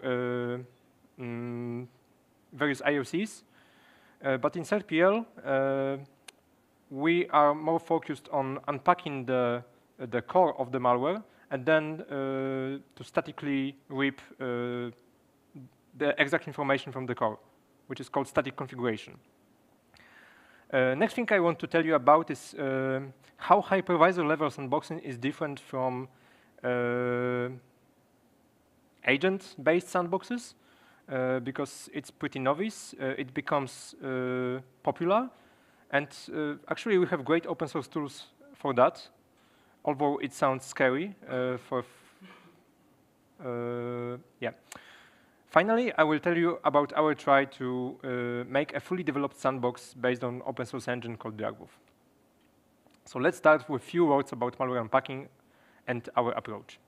I really like the analog made by my colleagues that some malware is like paracetamol. We have different packages and forms, which makes the medicine actually easier for ingestion. It depends on the use case, but the core is the same. Paracetamol, which serves the purpose, why we are taking it. Similarly is with malware. So there are creators of malware like info stealers that want to steal information from various computers, but they also need to make their malware easier for ingestion, easier for infection, and these additional layers that are like capsule are called protectors. Usually they are highly protected from analysis. They're using lots of techniques, so it's very difficult to analyze them statically. We need to actually use some hybrid approaches. And their main task is to protect the main malware from dismantling by AV solutions or by analysts. One of good examples of such is .run-PEX. On CERT.LV English version of our website, we have a nice article if you want to check. And .run-PEX is a .NET protector that uses lots of techniques like most of protectors, like for example heavy obfuscation using CoreVM virtualizer. Virtualization is kind of obfuscating the control flow, so it's less readable for analysts. It tries also to load the vulnerable driver to kill protected processes like AV. So we have legitimate signed drivers that are used maliciously to inject own code in kernel mode and do things that we are unable to do from user mode. It also uses process following to inject itself to another process, and what's also funny technique. Older versions also used pretty common technique for unhooking, which was loading its own anti-DLL into memory and calling it directly instead of relying on already loaded and probably hooked version. .1px is commonly used by popular .NET stealers like Redline, Raccoon, Agent Tesla. If you are into malware analysis, you probably know some of these names. So it must be a good protector, I guess. But although .1px is tough guy, if we have well-prepared environment and it won't detect too early that something is wrong and it is run in analyst environment, we can run it and let it unpack itself until it unpacks the core malware Agent Tesla. And so at some point in the memory, we have the protected malware, the original malware, that usually is much more poorly obfuscated. Like, OK, there are some string encryption, there is some API call redirection or something like that, but actually it's good enough for static analysis. It's not changing that much. So if we have good extractor, we can get lots of information from that. But if we want to do that, we need to trace the execution and make memory dumps of next layers until we get our unpacked sample. And as I said, then we can analyze it, these dumps statically using Yara rules or dedicated scripts, or actually both. But the question is, and here's the variety of techniques, how to actually dump these stages. Because, OK, we assume that we are able to execute the whole chain of layers, and we have a good environment, stealth enough, so we finally have this final malware. But how do we know that we should make a dump? And which process? So one of technique is to make it randomly, for example, of whole process memory. So we are tracking the injections, and then we are randomly making dumps with hope that at some point we will dump the core binary. But we still need to track the infection. And what's worse, we get lots of useless data. Another thing I have saw in some monitor was to scan memory with Yara rules and dump matching things. So if you already have Yara rules for Agent Tesla, we can just scan the memory for Agent Tesla in periods or when we see some new buffers. But it's specialized solution for malware we already know. And actually, we need generic approach to dump also the unknown, because malware is still changing. We have new versions, and we need to be sure that we have some artifacts for reverse engineering and fixing our rules, for example. So another approach is to dump only interesting memory. For example, with read, write, execute writes. Because when something, some extra code is injected into memory, some portion of that memory needs to be first writable and then executable. And actually, because of the layout of PE files, it's much easier to make the whole block of memory be able to read, write, and execute at the same time. Actually, that specific rule also isn't very well, because RWX writes are also used by JIT compilers. So for example, if at some point we need to run a browser within the infection, then we have lots of dumps from the JIT compiler. But that's not the only technique. Our first contribution to DRAGWolf was to actually implement a basic memory dumping plugin that works just like that. So we are hooking on specific syscall. In that case, NT free virtual memory. So we're looking for some big enough buffers that are threat. And we are checking if we see MZ signature of PE file at the beginning. And it actually worked pretty well as a starting point. So it was merged into DRAGWolf. And then we started to extend it with other techniques, like, for example, hooking enter right project memory for looking for code injected into another process memory, enter project virtual memory for looking for new binaries mapped on process memory. Also, syscalls used when malware injects new threads and or hijacking existing threads. So that memdap plugin actually has pretty extensive capabilities. And here are some examples from our malware database system. So we actually have these dumps from the unpacked malware. And from our logs, we can check the reason why that portion of memory was actually dumped. And for example, in that case, it is smoke loader that was dumped because of enter terminate process. It's quite funny because probably inside smoke loader there is some anti-VM check that was triggered, but it was already in smoke loader, so well, the core malware have been unpacked, and then we had been able to statically get the configuration. Another example is Remcos that was dumped by hook on crypt acquire context. Some of libraries in the Windows need some specific initialization preparation calls, and these are also good hooks for dumping because they are usually called by the main malware, not the unpacker. So if you even experimentally find sets of APIs that are usually called by the final malware and are not called by the unpacker, the protector, you might be successful in unpacking. But actually, if you already are familiar with malware analysis, you may feel that what I'm saying is pretty familiar for you.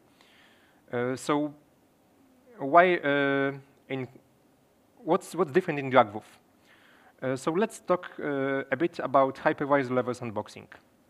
So you may already notice that we are unpacking malware based on hooking on API. And usually in agent-based sandboxes, like in Cuckoo, for example, we have very simple approach. So there is some agent running on the VM that is actively communicating with the analysis manager on the host, and it is doing all the job on the Windows side. So, for example, analysis manager sends the malware sample. The malware sample is executed, and then there are lots of tricks, setting proper hooks and anti-debug, anti-VM detection tricks to successfully monitor its behavior. But unfortunately, as they are running on the same land, it's kind of a cat and mouse game. It's pretty easy for malware to combat these hooks by making direct calls, and these solutions actually rely on the fact that they are a step ahead of the malware. So, for example, Cuckoo is actively maintained, and it is able to trick malware in a ways it haven't invented yet. But actually, that technique, like remapping enter-DLL, actually killed our user mode sandboxes for a while. I don't remember actually the malware name, but it was quite tricky because we have been completely blind, because actually the malware was loading its own enter-DLL library, the unhooked version, so we haven't got any callbacks, and well. In addition, as they are running on the same land, malware can just kill the agent or can kill itself after it detects the agent. So there are lots of possibilities. So these solutions are not that reliable. They need active maintenance. So the next thing we can do is to hide our agent using rootkit, for example, being a driver loaded into kernel, or to move our monitor agent completely into kernel. So we have driver instead of regular process. But as we like open source solutions, we want to recompile them. So we can't maintain the proper binary signing. Of course, we can turn off binary signing in the Windows, but it makes our environment much more different than the usual one. So it can be probably detected. In addition, we need to highly cooperate with the system to avoid blue screens, to avoid being killed by patchguard. So it's pretty tricky. And finally, our protector also will use load driver to load itself to kernel mode and kill us. So we are still on the same land, actually. And our cat and mouse game starts again. So the main idea behind agentless sandboxes is to move the monitor, move the agent to the host, and trace the whole VM. And it seems a bit scary, but actually hypervisors are really made for malware tracing. Because by design, they need to mimic behavior of the hardware. They need to emulate some things.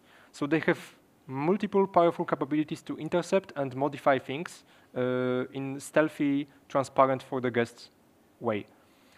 In addition, hardware virtualization is really security boundary. That is much harder to breach than the boundary between user mode and kernel mode.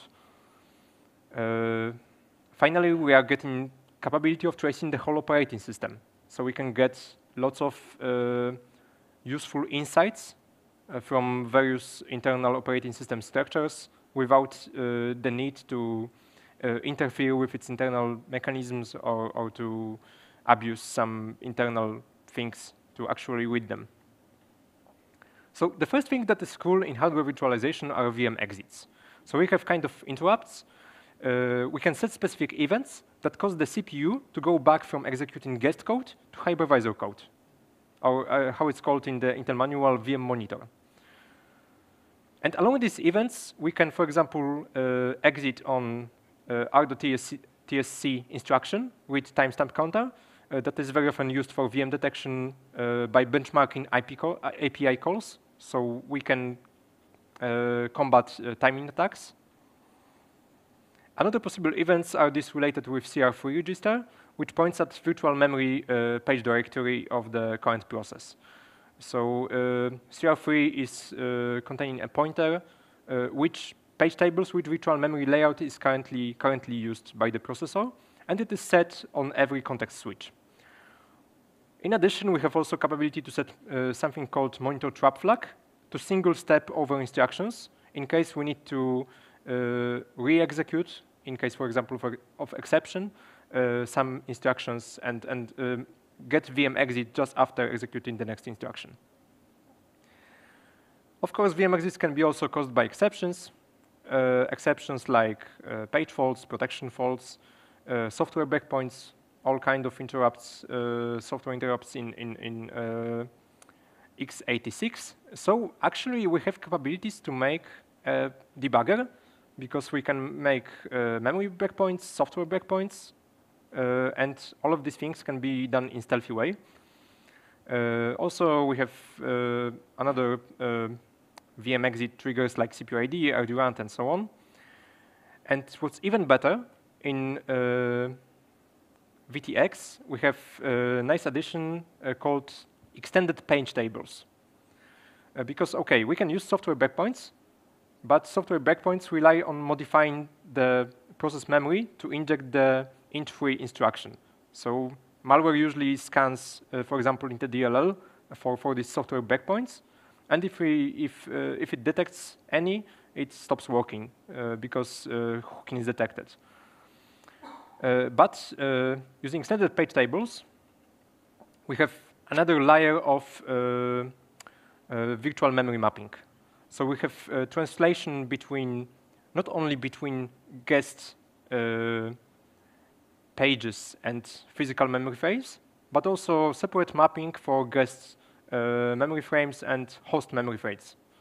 And that second mapping is completely invisible for the guest. So guest sees only its own mapping made by operating system, and we have also our internal mapping, hypervisor mapping that maps guest frames, because they are not physically frames, and host frames.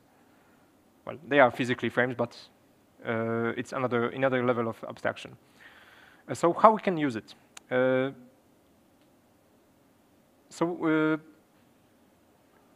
It means that we have two different descriptors of the memory protection. One is guest side, made by operating system, and another one is hypervisor side. That can be different than that guest one. So for example, even if guest makes some memory executable, we can make it non-executable to trigger an exception when CPU tries to execute something from that memory.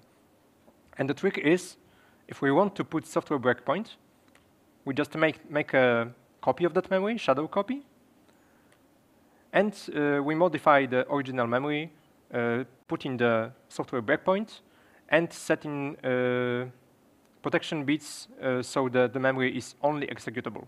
That's also a nice addition to EPT, that we can make memory not readable, not writable, but only executable, which wasn't possible in the previous layer. It means that our breakpoint is executed if it's part of the code stream, but if malware tries to override that part of code, or just read, scan for these additional software breakpoints, we are getting the VM exit, and we can switch that frame to our copy that's original and made only for reading and writing. Then we can go over that instruction that is reading that portion of memory, for example, using our single trap, monitor trap flag, and then we switch back to recover our breakpoint. So as that second level address translation is visible only for hypervisor, it's completely transparent for the guest. But the other scary thing we need to deal with in hypervisor monitoring is semantic gap. Actually, VM is for us like black box. We are no longer synchronized with the system. We are no longer part of the operating system. We need to treat its memory as a black box. So we need to know where is kernel actually located in guest, which page table belongs to which process, what is actually loaded into memory and what is paged out. And that's something that is called virtual machine introspection. And once again, we have great open source solutions for that. We have libVMI. That is a toolkit that allows us to introspect the virtual machine in memory, finding these crucial structures, and also to modify it. So we can read all the mappings, all the things that are needed by our monitor. And actually, it's pretty rich. It has very rich API. It's C library. So we need to make our own tools on that layer, but we can do lots of things. And in addition, we have some nice example tools, like VMI process list that allows us to list processes that are running in the Windows guest from the hypervisor point of view. So there are very nice examples included in libVMI, which makes it easier to use. But we still need a good profile of the VM. And actually, it's very similar to memory forensic techniques, like looking for things in the memory dump from VM. Because we are actually using the same tools. We are using PDB symbols, public symbols that are available from Microsoft Symbol Server. So first, we read from the memory the proper IDs. So we know the version of the libraries, the version of the kernel. And then we get a PDB symbol file to get specific offsets of specific types, method structures, and so on.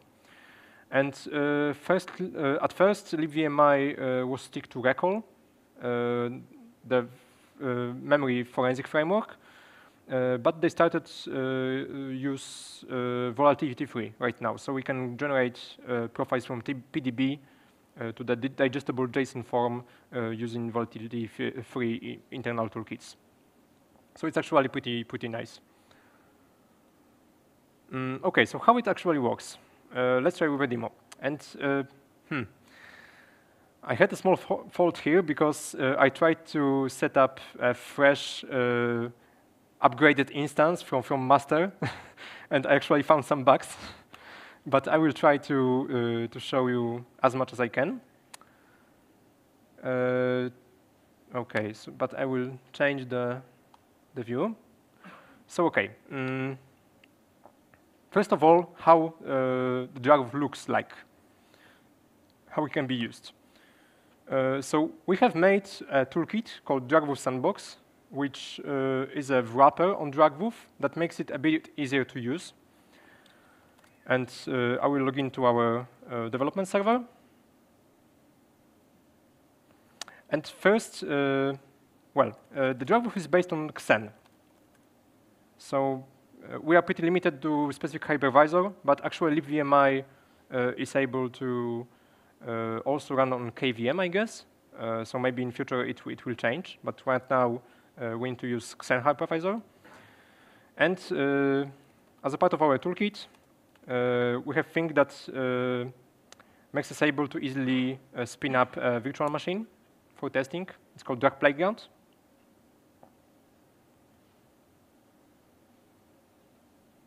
So it sets up the network,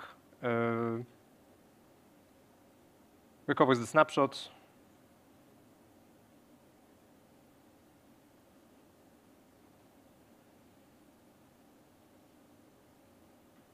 okay, it will take a while. Okay, yeah.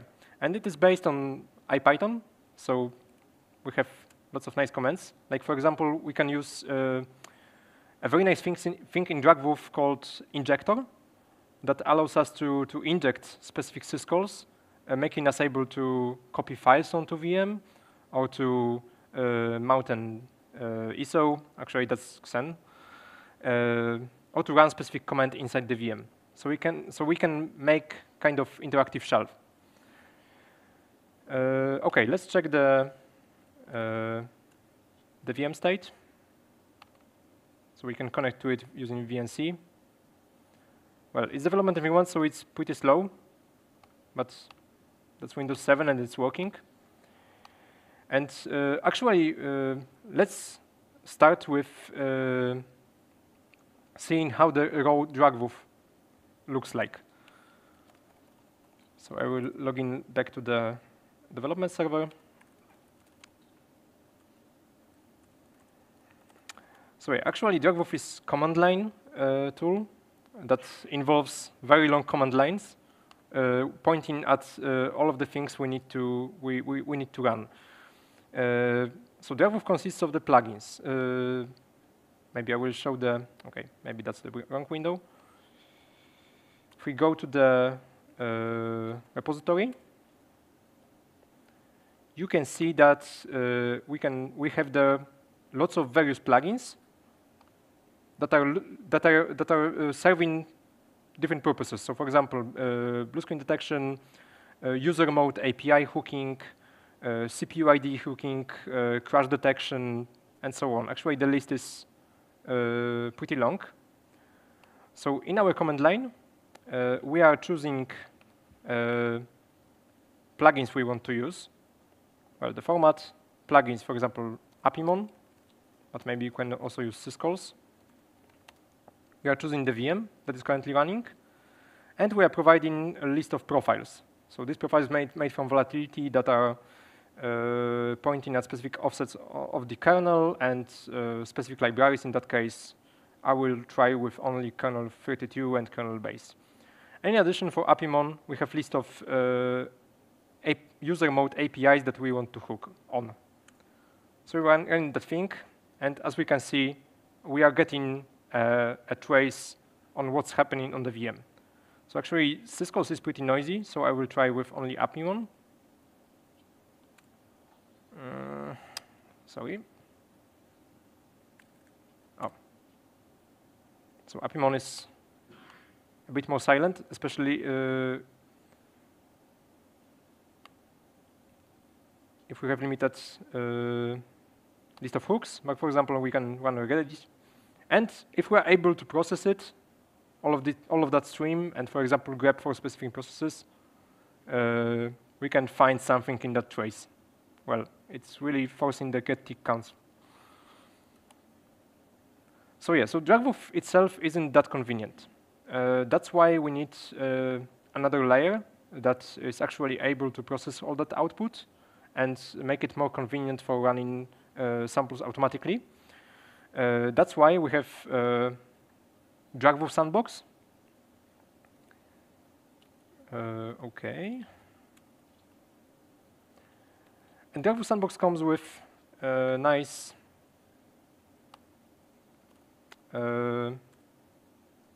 web frontend that makes us able to actually choose a file and customize the analysis parameters without messing with command line.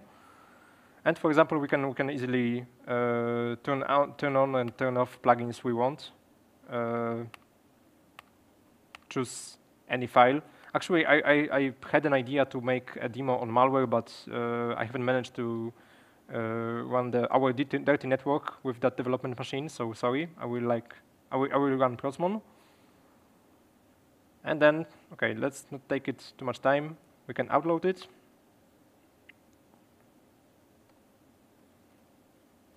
Ensure that the worker that is running analysis is running, because it was probably stopped by the drag playground.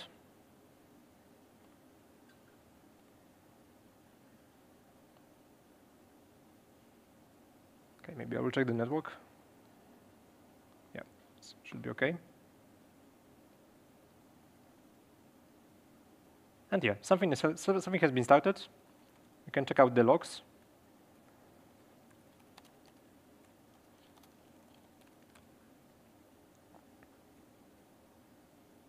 And in addition, we have in the browser the VNC view. So if you provide VNC password that you can find in the config, or you can alter it to make it a bit easier to remember, we can actually see what's happening on the machine.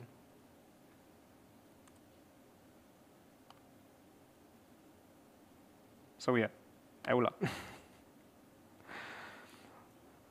So unfortunately, this machine isn't well prepared for malware analysis. So we will see the user account control. But yeah, Prozmon successfully ran in the machine, and it is trying to do something, but it is slowed down a bit by the DragWolf monitoring. And after some time, we will see the results. So I think we should close it right now because, yeah, sure. Thank you, demo gods.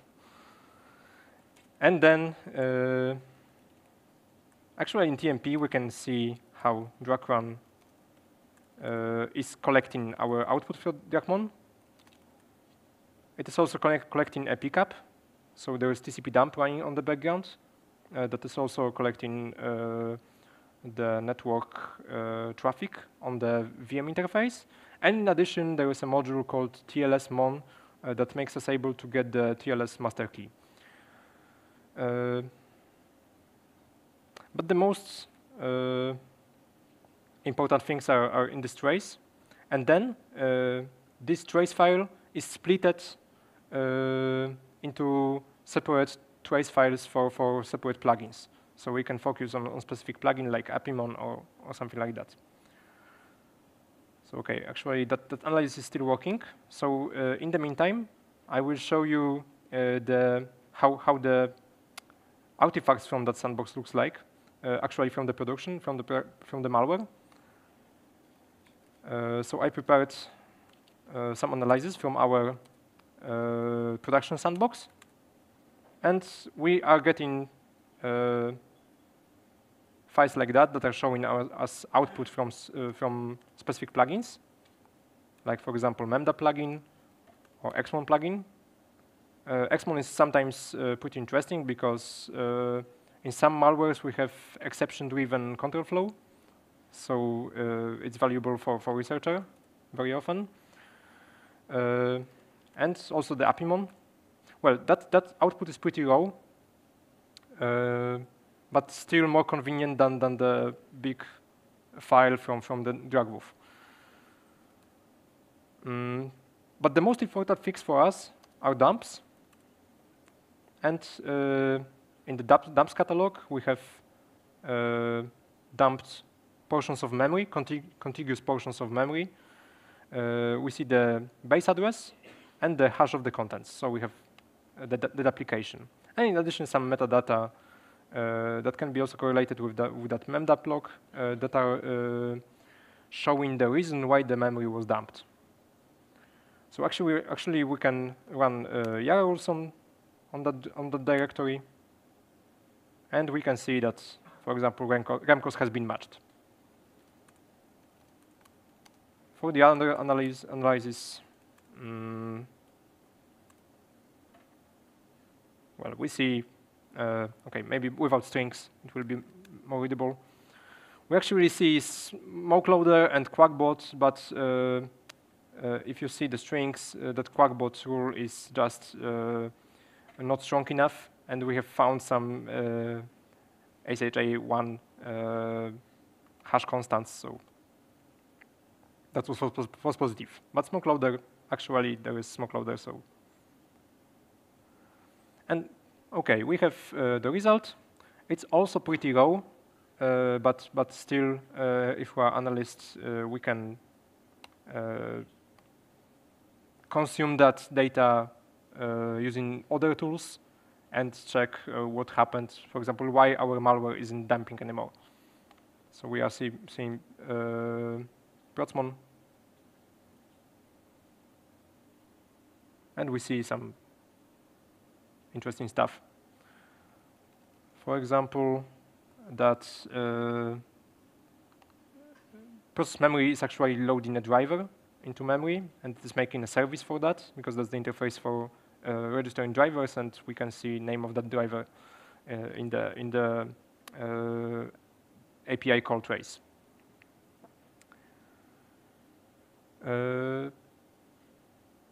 Yeah, so I will come back to the slides.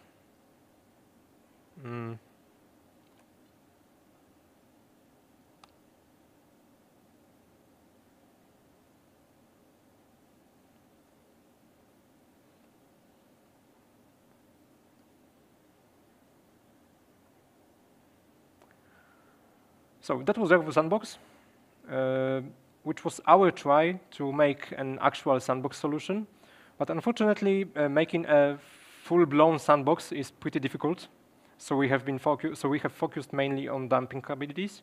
But the project is there. We are planning to still develop its capabilities. So if you are interested, you may help and contribute to it. It's actually pretty scalable because it is using our microservice Carton framework underneath. So on CERT.PL, we are using 3 machines, and each has 16 parallel VMs, so it works pretty well. Right now, only the one machine is used because we are doing some development, and we have tried to make some upgrades, but yeah, it was able to run 48 machines in parallel and worked pretty well. Of course, there are some bugs because the project is not that much maintained like before.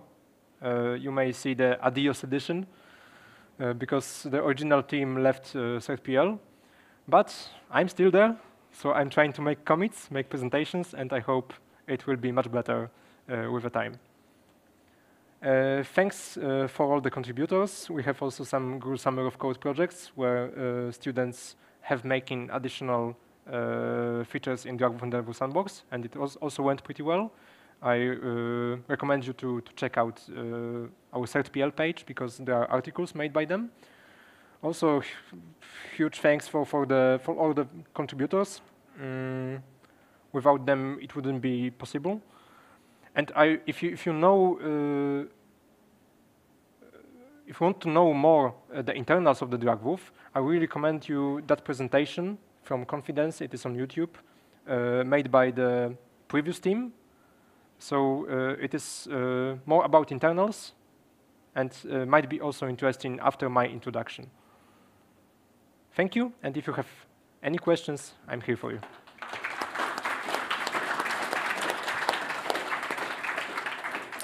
So thank you for the presentation. We'll start with the ones who are here with the questions. Fernando. I saw your hand first, maybe because you're just sitting very close. Please hand over the microphone here in the first row. Thank you. So I'll be very brief, and I just wanted to know, is Drakov still limited to physical machines? Yes, unfortunately, yes, because yeah, that's something I should tell on the slides. The disadvantage on hypervisor-based monitoring is that we unfortunately are really close to the virtualization internals, so it doesn't work that good yet on nested virtualization. So we unfortunately need an Intel processor with bare metal Zen hypervisor. But I guess there were some experiments in running it in the cloud or the nested virtualized environment. So right now the recommended setup is bare metal machine. Okay, thank you. All right, in the meantime, so this seems like a very amazing way how you actually collect a lot of data regarding all the what's being run on the target system. You mentioned that your primary focus is, one of the primary focuses is also dumping the memory. The question from my side is, how do you choose which memory is dumped or which memory is not being dumped? Is that a specific trigger that says, okay, now I'm start dumping this memory and later I will search Yara rules against this memory dump? You're not dumping everything, right? Or yeah. So that's actually That's actually which hooks do you choose? So we try to. Actually, I've shown you some of these triggers on slides. Like we are focusing on specific syscalls that we found characteristic for unpacked memory, and we are trying to dump mostly these syscalls. This memory that is related with these syscalls. Oh, right, that makes so sense. We are checking the stack trace, for example. We are scanning the stack to find, for example, the color, and then we are dumping the memory related with the color. So yeah, that matters. We don't want to have too much noise, but we still want to have the unpacked malware there. Ah, perfect. So in this case, also the detection mechanism, the detection of if it's malware or malicious behavior, it's not there, right? It's based on Yara rules, as I understand. There's no other heuristics or additional analysis just besides running the Yara rules or trying to figure out if it's malicious or not. Currently, I understand you're collecting as much data as possible, and then it's up to the analyst or the next in the pipeline solution to detect if it's malicious or not. Or do I misunderstand that? Yes. Our use case is pretty specific because we are malware researchers focused mostly on threat intelligence. Right. So we don't need such indicators. But I guess the tool is, you can actually build something like that on top of the Argwolf. So it should be possible. In our case, we haven't just done it because it wasn't that much needed for us. There was something that I heard about you mentioning TLS-mon and extracting the TLS key. Do I understand correctly that if that is related to the network communications, you can decipher everything? Yes, so we can dissect the TLS, having dumped these master keys. Oh, this is amazing. Right. So any more questions from the audience? All right, if there are no questions, I would like to thank Paweł for the presentation and for continuing development work on the Drakov. So you get a coin. This is the 10th anniversary coin and a box of chocolate. Let's give applause. Thank you. And now we take a 2-minute break while the next speakers set up. So I'll see you in 2 minutes.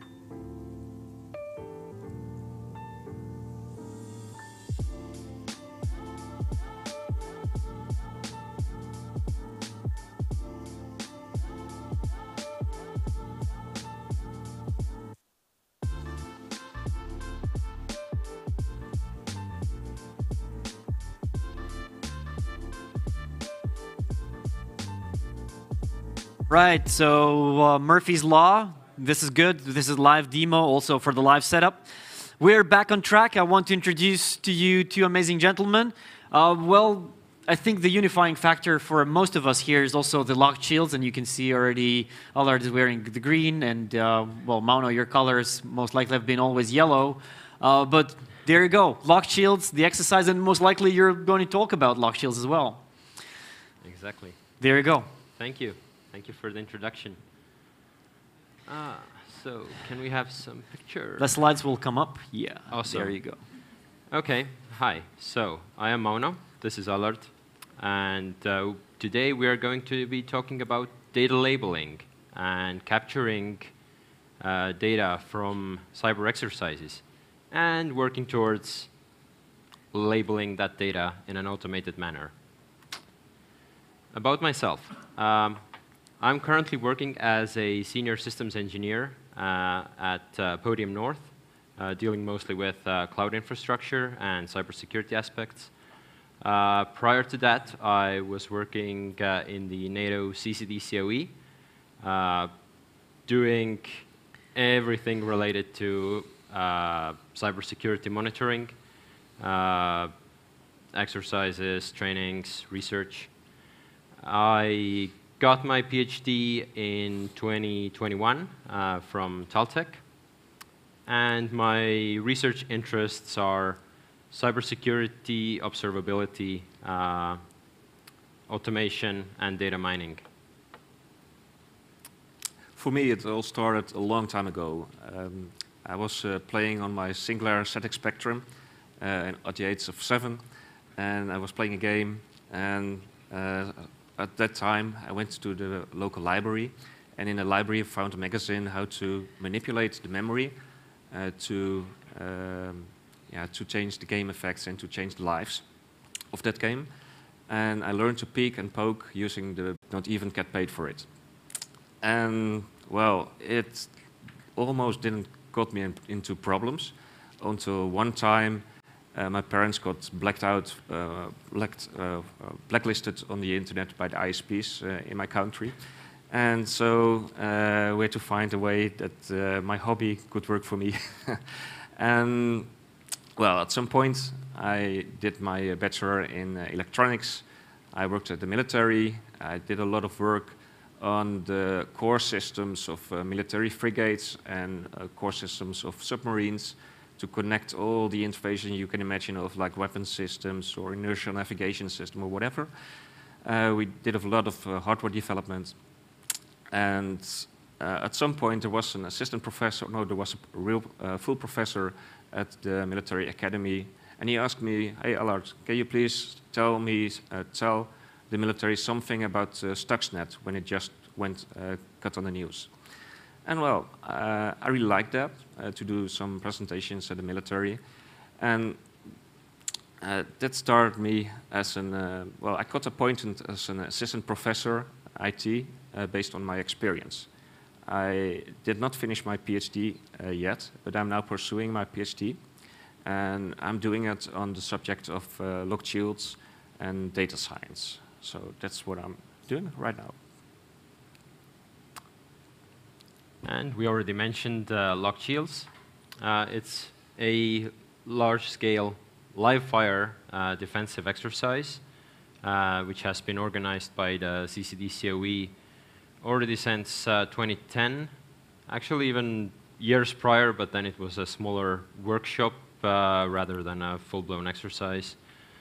And the primary purpose of the exercise is to train the blue teams to defend their networks.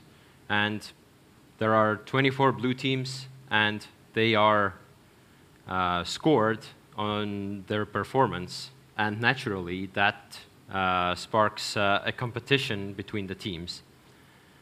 And since it's an exercise, it's a cooperative exercise, so cooperation is highly encouraged, but it's not mandatory, so it's a balance between competition and cooperation. And to entertain the 24 blue teams, we have the red team, which is providing live cyber attacks in the controlled environment. And it's truly large scale, so the organizing team consists of roughly 300 to 400 people, and there are thousands of blue teamers joining in from their home countries.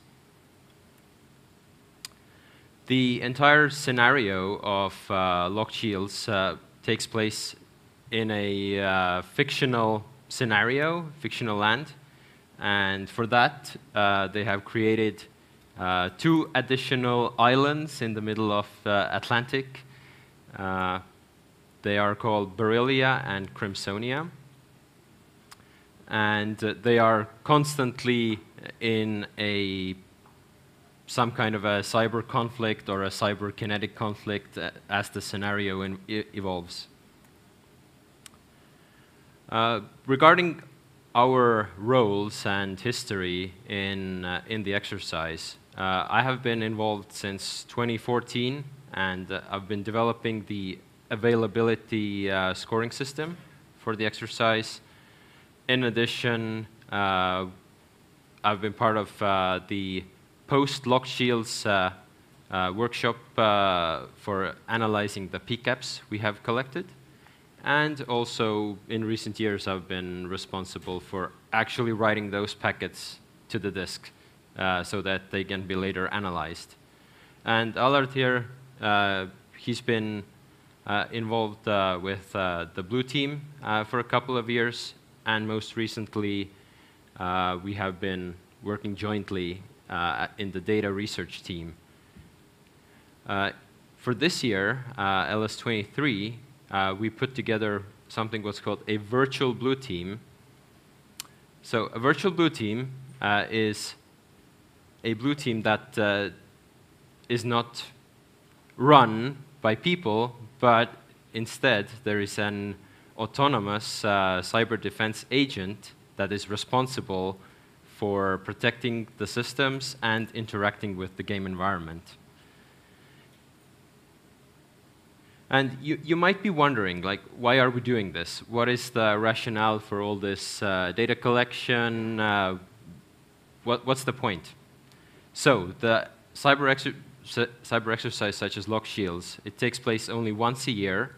So if you miss something, there was a highly interesting attack that was conducted against your systems, and you couldn't defend against it. You want to go back and try again. So we are trying to capture that on the network side and on the logs. And so that you can, meanwhile, when preparing for the next exercise, you can go back and try to improve your monitoring tools, your scripts, your techniques. And also, for us, we are researchers. We are interested in publishing papers on that and speaking at conferences such as this. So that's good for us as well. We have various data sources that we have set up during the exercise or before the exercise. So we are getting the full packet capture from the cyber range, and we are storing all of that onto the disk. We try to get as much logs from the systems and the backend environment and store that as well, so we can later analyze and make sense of what actually happened. And in terms of enrichment of all the data we have collected, we also look at collecting the asset information that is there. So all the VMs that have been deployed, all their operating systems, and all the static information we are getting from the exercise inventory manager called Providentia. And what's missing from that is just the state that the machine gets deployed in. So we are also looking at VMware, where the entire cyber range is running, and we are scraping the data from the vSphere API to get dynamic information, such as IPv6 link local addresses and MAC addresses that only get assigned when the machine is actually booted up and machine is deployed. So from this year's Virtual Blue Team experiment, we captured 2 days worth of PCAP, which is going to be the focal point of this presentation today. It's nearly 190 gigabytes of PCAP in an uncompressed manner. Yes, additionally, we captured a lot of host logs and data, but this is going to be future work. This will not be discussed in that presentation we are doing here today. So, as this is a demo is expected, we are going to do a show and tell, but we have pre-recorded that, and I hope everything goes well. And the reason we have pre-recorded that is it takes a really long time to process large data sets, and we don't want to spend the entire evening here waiting for PCAPs and flows to be processed. And just to speed this process up, we have pre-recorded this process, and we are going to walk you through the entire thing within the next 20 minutes or so. All right, let me pivot to the recording.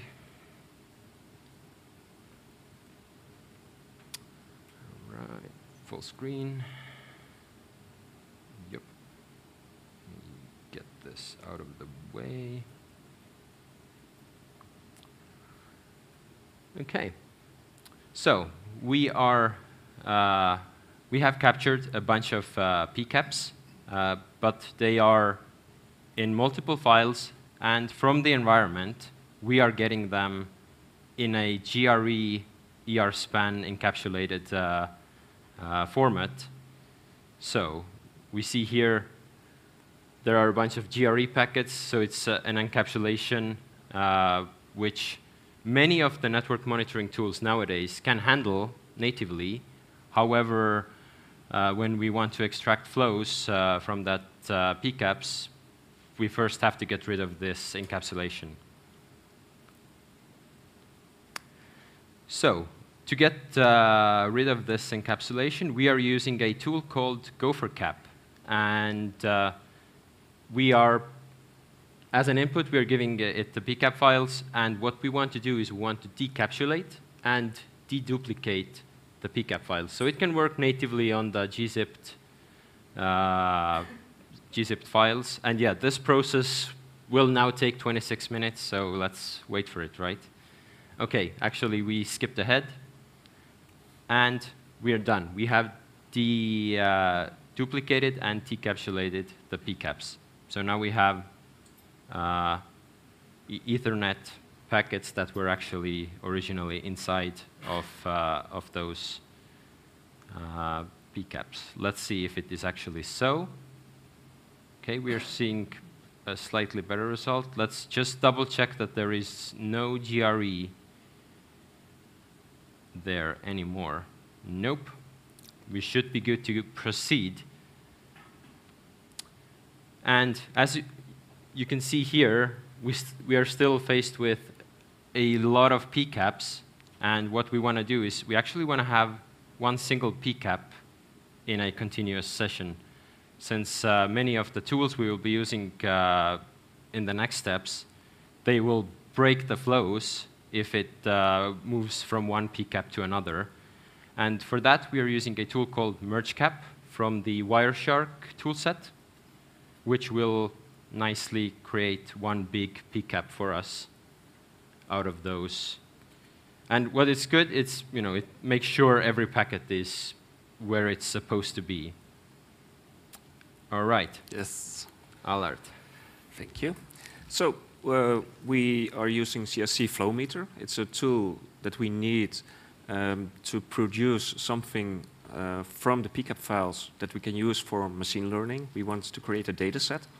And CSC Flow Meter was created with the idea to do machine learning on encrypted network data. And CSC flow meter extracts all the PCAP files and creates from extracts the packets, and it creates sessions from all the TCP and UDP flows therein.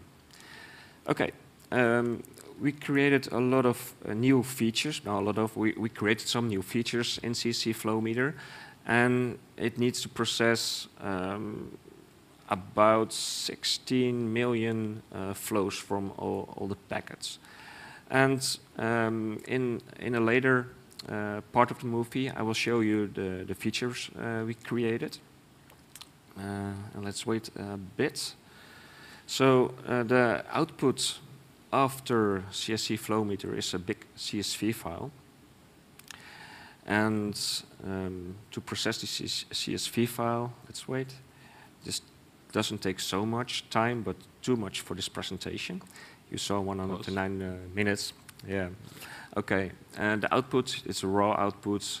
We see 80-ish features that are columns in the CSV dataset that are all usable except for the label, because CSC flow meter doesn't have the knowledge to see what IP is benign and what IP is malicious. Okay. Okay. This is okay. Part, and then I skip after. Yes. I guess, yeah.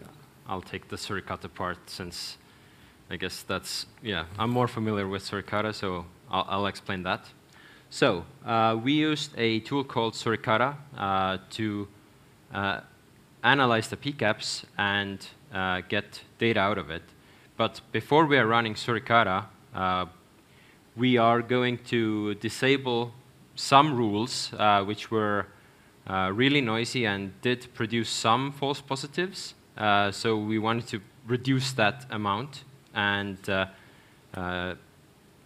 disable some of the rules. And we used a tool called suricata update, which comes with suricata to fetch various rule sets that are available. For this show here, we're using the Emerging Threats Pro rule set, which are commercial rules. But there are other rules available, such as the Emerging Threats Open rule set, also the hunting rule set from Travis Green, for example, and various other vendors have their rules for suricata, and those can all be used as an example. So now we're running suricata on the big PCAP with the newly downloaded rule set that we just fetched. It takes a bit of loading because it has to load all of the rules that we just downloaded, and we can see here, let me just try to highlight. We can see here it's nearly 65,000 rules that were loaded into suricata for this analysis. And play. Takes a bit of time for it to process. We actually are going to skip ahead since we didn't want to wait 15 minutes for it to end. And we see it altogether produced nearly 250,000 alerts for the data set that we have. And let's explore what was produced by suricata. So it nicely gives us various statistics on the traffic it analyzed, so we can verify whether actually everything was processed correctly. We see the number of flows that were detected, number of sessions that suricata was able to reconstruct, the number of IPv6 versus IPv4, and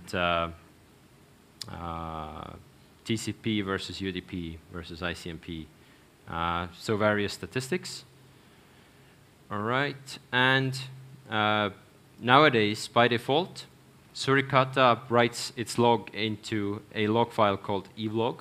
It's a JSON formatted document which contains all of the events that Suricata produces.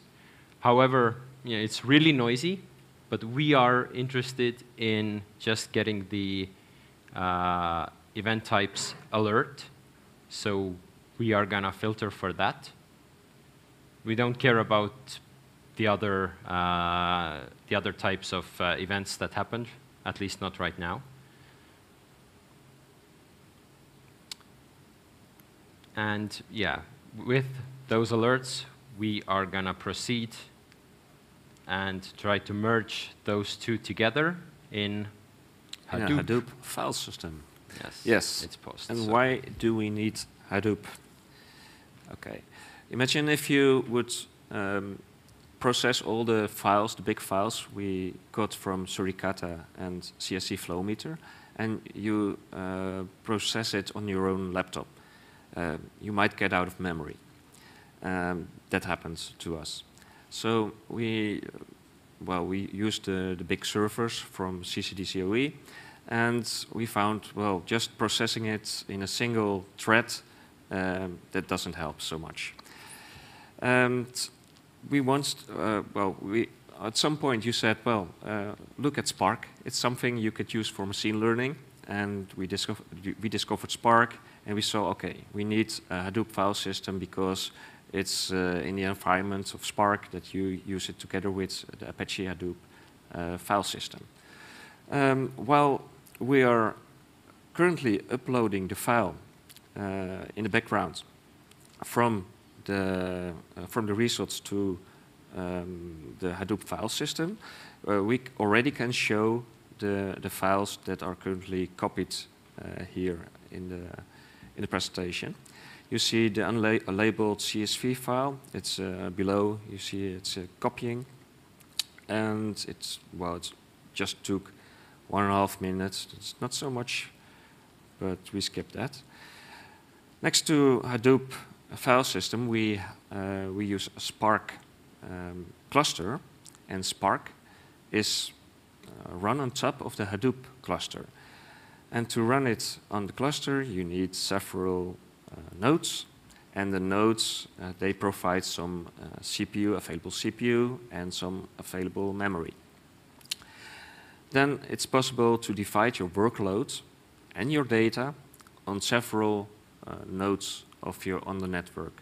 So it's not all processed on one single thread like pandas in Python would do. If you run it on pandas, we compare it later on, you will see it takes so much time. And you can use Hadoop to have a report of your application. This is a previous application. Okay, let's continue with first step of labeling the CSC flow meter results without the label, and we want to attach the known labels to it. So we have extracted the benign and malicious IP addresses from our LogShields assets. We have that apart, and we have our data set, and we look at the sets of that are known in our CSC flow meter data set via SQL join. While we are doing that, I'm also visualizing the Hadoop, the Spark process. Because when you are working on the data set, you don't know how it works, you don't know the columns, you don't know any information. So you start with data exploration. And Spark is a great tool to do data exploration on big data sets. I really tried with pandas, with the normal tools, but you get stuck. It doesn't work. We really needed this tool, this Spark. So when we use this one, when we use Spark, it was like instant. You load the CSV file. You say, give me a group of the labels that are benign and malicious, and pop, you get it like that. And it's for me, it felt like magic. of course, when you was used to pandas. Okay, here we show the IPs that were found of that SQL join. Of this, I looked at the source as well as the destination, because we have a list of IP addresses. So the label processor works like if the source is benign or malicious. Well, let's say, well, if the source is malicious, yes, post. Is it post? Yes, thank you. Post. Great. If it's posted, this is a great table to show it. The first row, I think the mouse. Yeah, I have a mouse. Great. You have a mouse. Yeah. And it's even detecting the text. It's great in a video. Okay, no mind. The label destination, in this case, the 1 is malicious and the 0 is benign. So if it's malicious on one side, we completely label that session as malicious. And you'll see that all around. So if there's the source is here found as from a malicious source, then we label that session as malicious. And you will see a big difference between a source and a destination. So what happened here in our typical data set, in our data set, is that we had a lot of Cobalt Strike beacons that are phoning home, and that are counting for the most malicious. That is counting for the most malicious traffic, and I think this row is more counting for the manual work, like the attackers doing something with a hands-on keyboard to their target. But most of the traffic is benign. Okay. It's there. Yeah. So when everything is labeled, and when we're happy with it, and you are doing some manual debugging during this process, it's written to the Hadoop file system in only 160 seconds for the complete labeling of all the data. That's pretty fast. And if you want to do some, well, that's what I did. During the process, I was looking at images like this to see what was going on under the hood for Spark. So I could change some caching or change some optimizations. Wait, I missed something, I guess. Oh yeah, what I'm doing here, let's go further. I want to compare this for you with pandas. And we're not waiting for the complete process, but if you would wait, let's make some bet on how long it takes with pandas. It's taking so much time. So, yeah, you will see. It's 970 seconds compared to those 160 seconds in Spark. Oh no, yes, in Spark it was 160 seconds. But in this script, I did not even write the results back to the file. So on top of this 970 seconds, you have to add some 200 seconds or something like that to also write it to the file. It takes, conclusion, it takes too much time to work on pandas. So we have our CIC flow meter dataset, and we have suricata data, but not really information. And we want to combine those two data sets together. We want to merge it, and eventually we want to join both tables in one big table, and we want to publish our data to everyone. In order to do it, we need to extract the original EVE log, look at the data as we see here, and we extract only the useful information that can be matched with the columns of the CSC flow meter data, the big one. Here we see some entries, like the source IP, destination IP, ports, and also the proto. But on top of that, we also need the timestamp to match those suricata alerts on the flows we have seen in CSC flow meter. And that's what we're doing here. No, that's not what we're doing here, but we are extracting the information for the following part. I hope this only took 53 seconds, but here we are going, I'm showing a very nice SQL query with all the information to match it.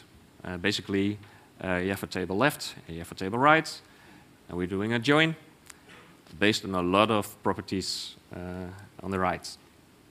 And what we see, we are also matching the time, the start time and the end time.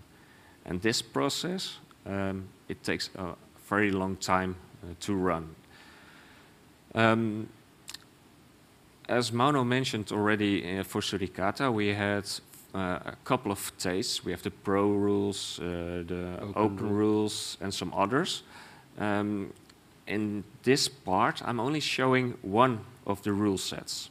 So it's processing only one rule set in about 4 hours. So that takes a long time. I did not try this in pandas. I think it will run for days on, and maybe it run out of memory and it crashes, and yeah. So we did not even try to run it on pandas.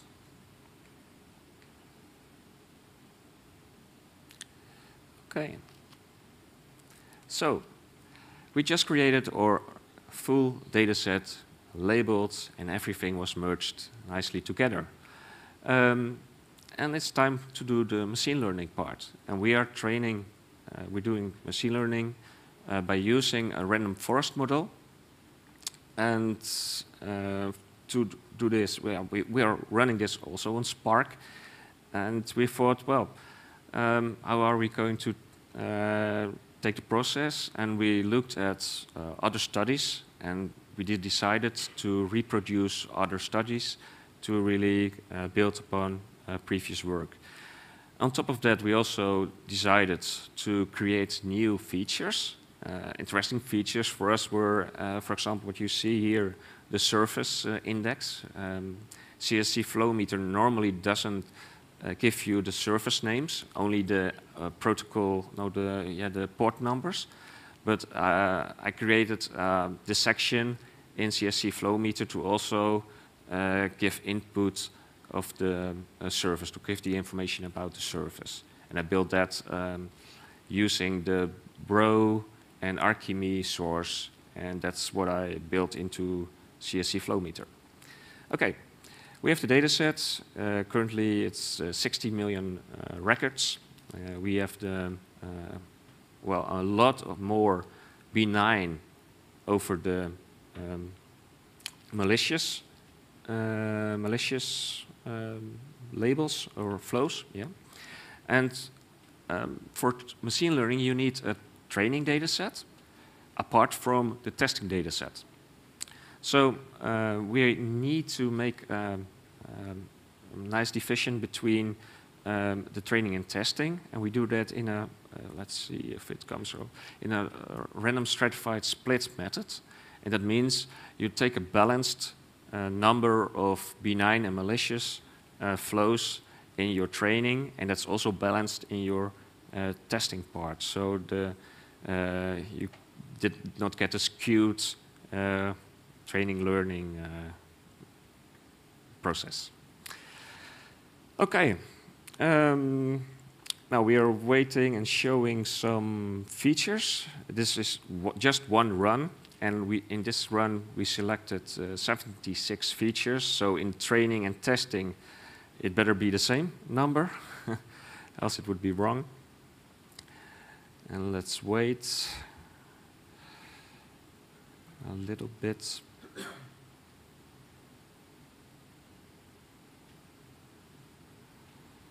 So it's training, and we have to do a lot of, I think we can pause a little bit. There are a lot of possible combinations of features and selections that we could do. And here, yeah, we just took one run. Okay.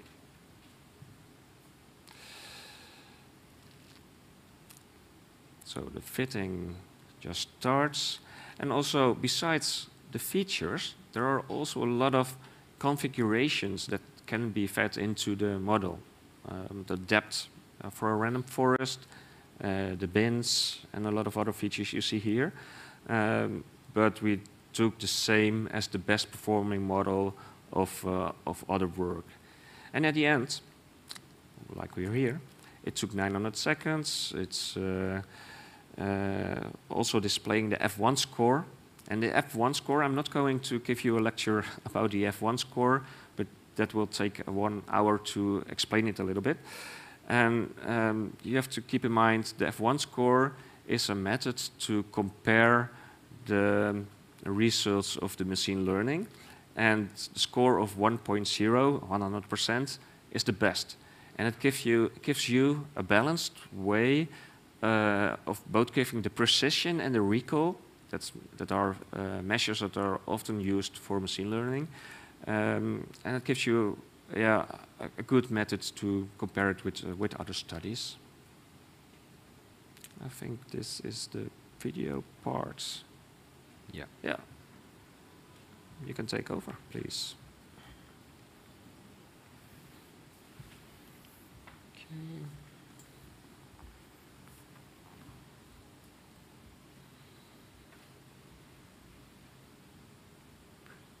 All right. So that was the recording we went through. I'm just going to keep the process on the screen. So yeah, we went through the entire thing and arrived at a labeled data set. And let's move on to the final part, the conclusions. So we did data labeling. It's automated in a way that, yeah, we don't have to manually label millions of flows.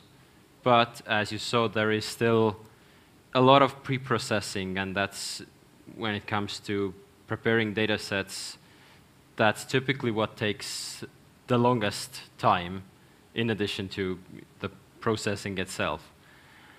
And yeah, it's a best effort activity. And of course, the steps, now that we have gone through them, they can be automated. It just requires further work. However, it doesn't happen on its own. There are problems that we have encountered. Wait, I'm looking at a different slide. So is that somehow frozen? Ah, yes. Yes.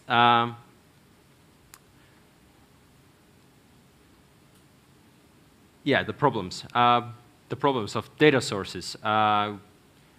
What typically happens is that from year to year, we are not guaranteed exactly the same environment. So it might happen that we don't get the logs we got this year when we are doing it another time in the following years. Also, having a stable team of experts who are working on this is tough. People come and go, and when new people come in, they don't necessarily know, or they're not familiar what was done previously. And also agreements for using hardware, for example, because this is quite resource intensive, and having someone host us with multiple hardware nodes, it takes some convincing. But then again, yes, we are continuing the work. We are currently writing an academic publication on that process, and we are looking at publicly releasing the data set we have generated. And of course, hoping to be part of the next year's LockShields Partners Run again, and giving the virtual blue team another go and trying to improve on what has been done in previous years. All right, that concludes our talk.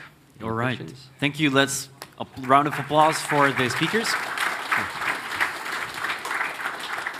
I want to kick off with maybe some warm-up questions. Maybe I wasn't paying attention. Maybe. I hope I was. Can you give a rough estimation of how big is the PCAP, or the total amount of PCAPs in gigabytes, terabytes, what you're dealing with, and what's the resulting, also the files? Because this comes down to actually crunching through all of this and producing this labeled data set, the CSV file as well. So for this example, the PCAP was 187 gigabytes, so not that much. Oh, okay. Not that much. I mean, a typical LockShields blue team gets a terabyte of PCAP. Right. So it's a scaled-down set, since it was the Partners Run event, which is shorter, more compressed. But yeah, if it were a terabyte, it would need more resources, more time. Correct. That was my my question. So for the real actual iteration, if you crunch through the actual blue team data, it will just consume more resources. Now, coming back to the labeling of data, and you mentioned the labeling is malicious or benign, is happening based on the source IP address. So because you're an insider, you're using this insider knowledge, right? If you would just download the PCAP, you have no clue of how to label that particular part. Is that correct? That's correct. That is correct. So I think initially we talked about that you might be taking the activity log of what red team did at what time and try to trace back, but that kind of adds a lot of moving parts, and that makes the labeling impossible maybe? Or how do you label? Can you label at what time which red team phase or particular attack was executed in the label? We do have some reports from Cobalt Strike, so we can match those that together, and that's something I did not do that with Mono, but I did that with another research in 2017, and that started by manual labeling, because I did not have such good context with the CCD or COE at that time, and it was really a process of I have a Wireshark, and good luck. Here you have a terabyte of PCAPs, and try to find the malicious traffic. But that didn't work out.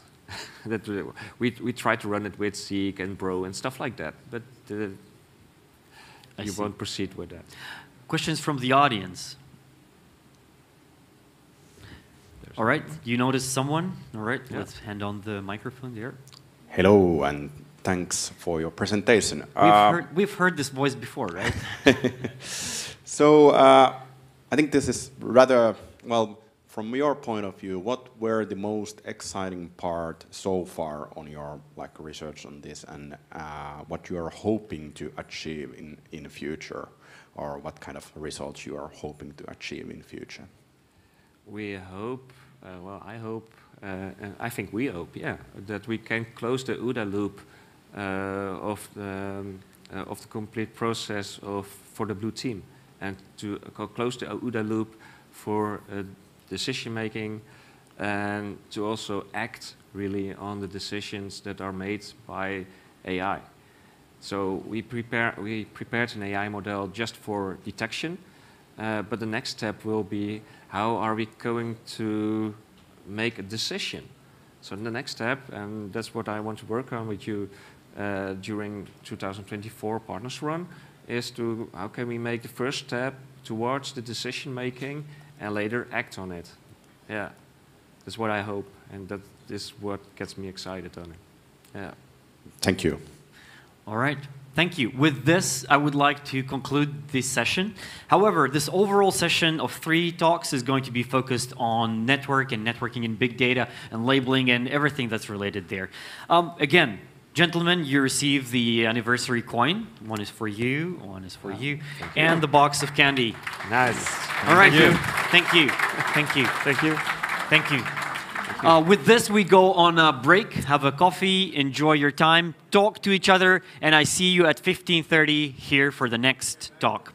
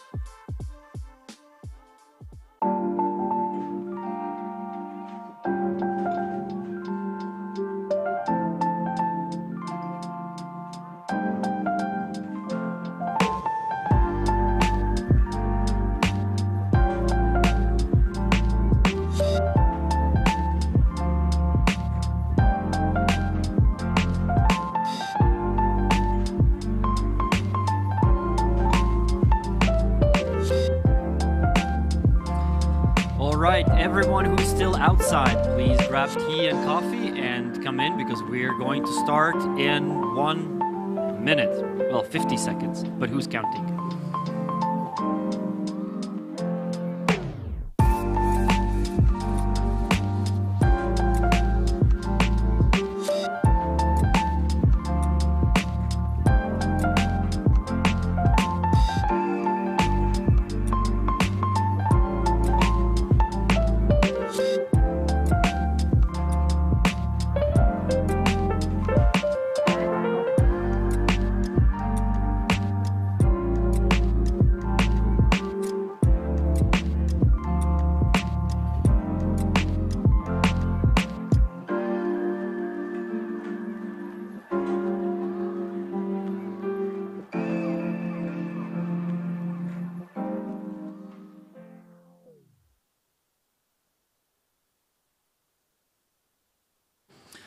All right, let's restart with our session.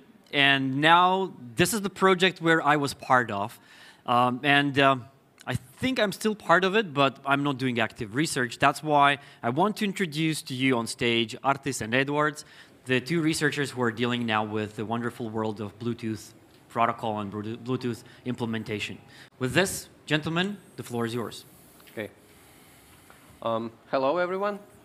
We will talk about exploration into Bluetooth radio frequency fingerprinting and protocol fuzzing. This is a ongoing research project, and we mainly deal with wearable Bluetooth devices and their privacy and security aspects. About us, my name is Artis Rošiņš. I'm a scientific assistant at EDI, Institute of Electronics and Computer Science, and I'm also a second-year PhD student at the University of Latvia.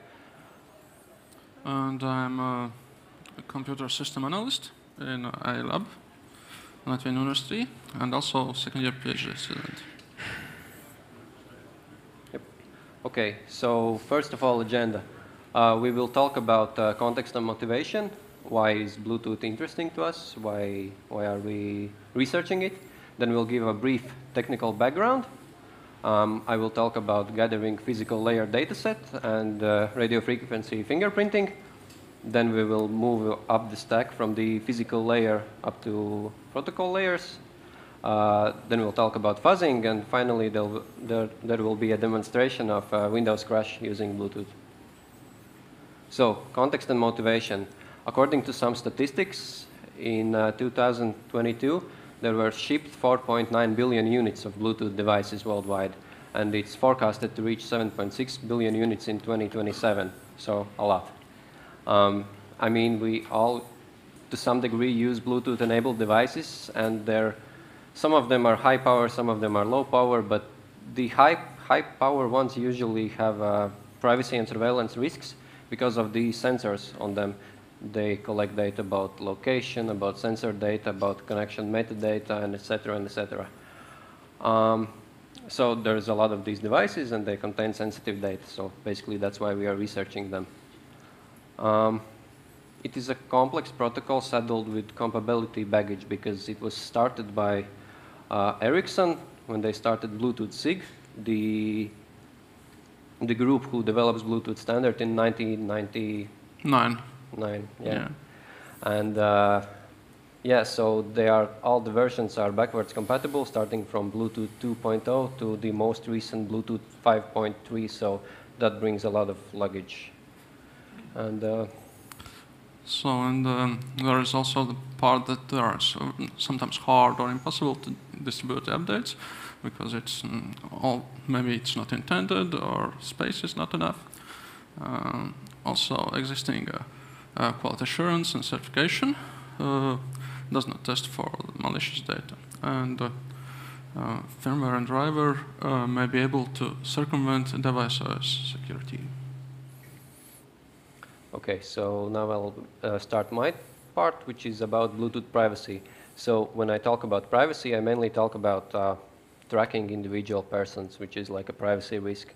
So basically, like, how do you start? I mean, you have Bluetooth devices, and how do you actually track people? So first idea is to use like what everyone knows, like when you open up your phone, in Bluetooth there is like a list of names. In Bluetooth standard, that's called user-friendly name.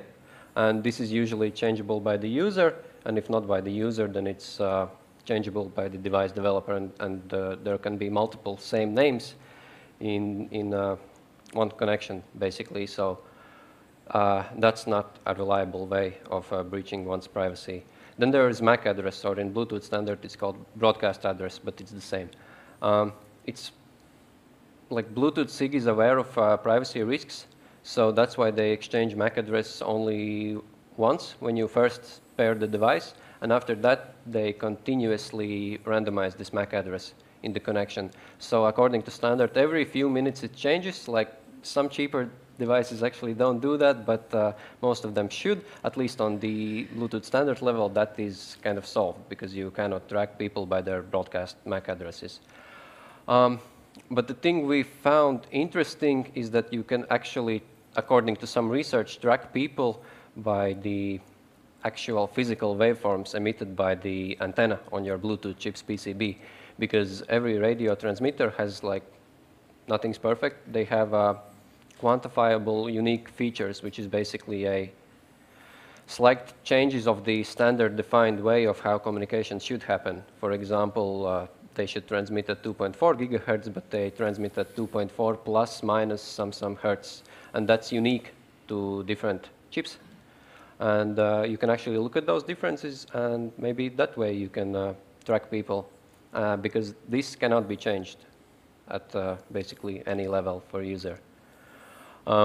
So about the, basically what we are interested in here is that at the bottom we have controller, which is basically, this is the stuff that happens on Bluetooth chip, on the actual soldered chip on the plate.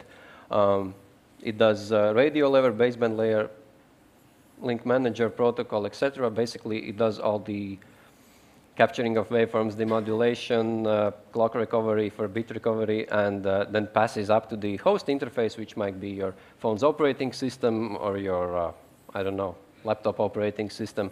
It passes up already interpreted bits because, like, yeah, so basically, I cannot get this radio information data, these unique characteristics of Bluetooth chips by using usual Bluetooth dongles, because the Bluetooth dongles will skip the bottom part and actually lift me up to the protocol layer. So what happens on the Bluetooth chip? It's your standard ISM band at 2.4 gigahertz, same as Wi-Fi, Zigbee, and some other devices. Bluetooth Classic uses 79 channels, each of 1 megahertz. Bluetooth Low Energy, 40 channels, each of 2 megahertz. What I want to emphasize is that Bluetooth Classic is not some old protocol nobody uses anymore. Actually, a lot of headphones uses that one for actual audio streaming, and the Bluetooth Low Energy is for more like sensor data, smartwatch data, etc. So it's still widely used. They use frequency hopping spread spectrum, which basically means that they transmit for very short times at one channel, then hop to another, and then to another, and it's like sort of hard to follow and sniff. So when you receive this data on physical layer, the chip does one more thing, and that's interpret packets into bits. So this is the Bluetooth Classic packet and Bluetooth Low Energy packet, and what we're basically interested in is identifiers. In Classic packet, in access code sync word, there is LAP, which means lower address part. That's the lower address part of MAC address, basically. This periodically changes, but it's still something you can find in, like, plain text. And for Bluetooth Low Energy, equivalent is the access address, also part of the full MAC address, or derived from it. So to summarize, we cannot reliably identify a device or track people by its user-friendly name, because that's changeable, and we cannot reliably identify a device by its broadcast address, because that changes all the time. But according to some research, we can try to identify a device by its radio frequency fingerprint. But we cannot capture physical layer radio frequency fingerprints using Bluetooth dongles, because that would lift us above the physical layer. So only tool basically, well, there are some others, but like most convenient tool to use to capture actual physical layer data is to use software-defined radios. We use USRPs and HackRFs. Like USRPs especially higher-end models can be up to 20,000 euros, but like if you're just starting and don't care about quality that much and are okay with not sniffing all the channels, you can use more accessible Hacker F1, which is like I think 150 euros or something. So you buy your SDR, you hook it up to the computer, and then you download this beautiful software called InSpectrum, where you can visualize the radio frequency data. On the vertical axis, you have frequency, on horizontal time, and the color signifies the intensity. So basically,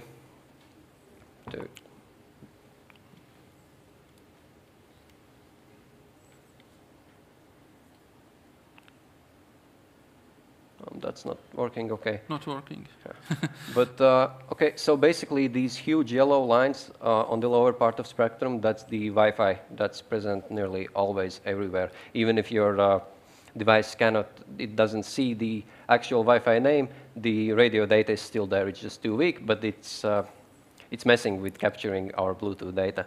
There are a lot of other Bluetooth packets. Actually, Bluetooth packets are those small ones which sort of climb a ladder on the diagonal way. At the beginning of the project, my colleagues actually went into the forest to be as far away as possible from any electrical devices around us, and they hooked up the SDR and tried to capture data. And even though your computer said it doesn't have anything around them, any Bluetooth devices, we could still see, like in the forest, like all of these kinds of packets which mess with us because we cannot isolate our one device we're actually testing. We want to capture radio data from one device only. And the only way we could do this is by building a Faraday cage inside our lab. For those of you who don't know, that's basically a cage where nothing gets transmitted out. It's a huge metal box and nothing gets transmitted in. Yeah, it's a very quiet place. In our test setup, we previously used two USRP B210s, but now we switched to different model. We have Android smartphone, which acts as a master because on Bluetooth devices you have to actually pair to something to get the data flowing and get the data exchange. We have our device under test. We have multiple wearable Bluetooth devices. And we even built a robot hand out of Arduino and servo motors, which basically presses the button when you, for a lot of devices, you actually have to press the button to start pairing process, right? And yeah, and you cannot do that into Faraday cage. Like, no normal person can fit in there. So we have to build a robot which actually presses the button, and we use some of that. And everything is optically decoupled because a lot of USB wires can actually also act as antennas and pick up unwanted signals. So then we bought some wearable devices with this setup and actually recorded some data. So our data set consists of a lot of devices, and they all radio recordings follow a similar pattern. We first turn device under test in pairing mode. We close the Faraday cage so nothing else gets in. We start software-defined radio recording. We run, on the Android smartphone, we run Android Debug Bridge, which is basically a script which allows us to interface with Android's graphical user interface to press buttons. So, and with that, we turn on Android Bluetooth scanning. It connects to device under test. It exchanges data. For wireless headphones, we play a song, or for smartwatches, we interact with specific app to, I don't know, get a pulse reading or whatever.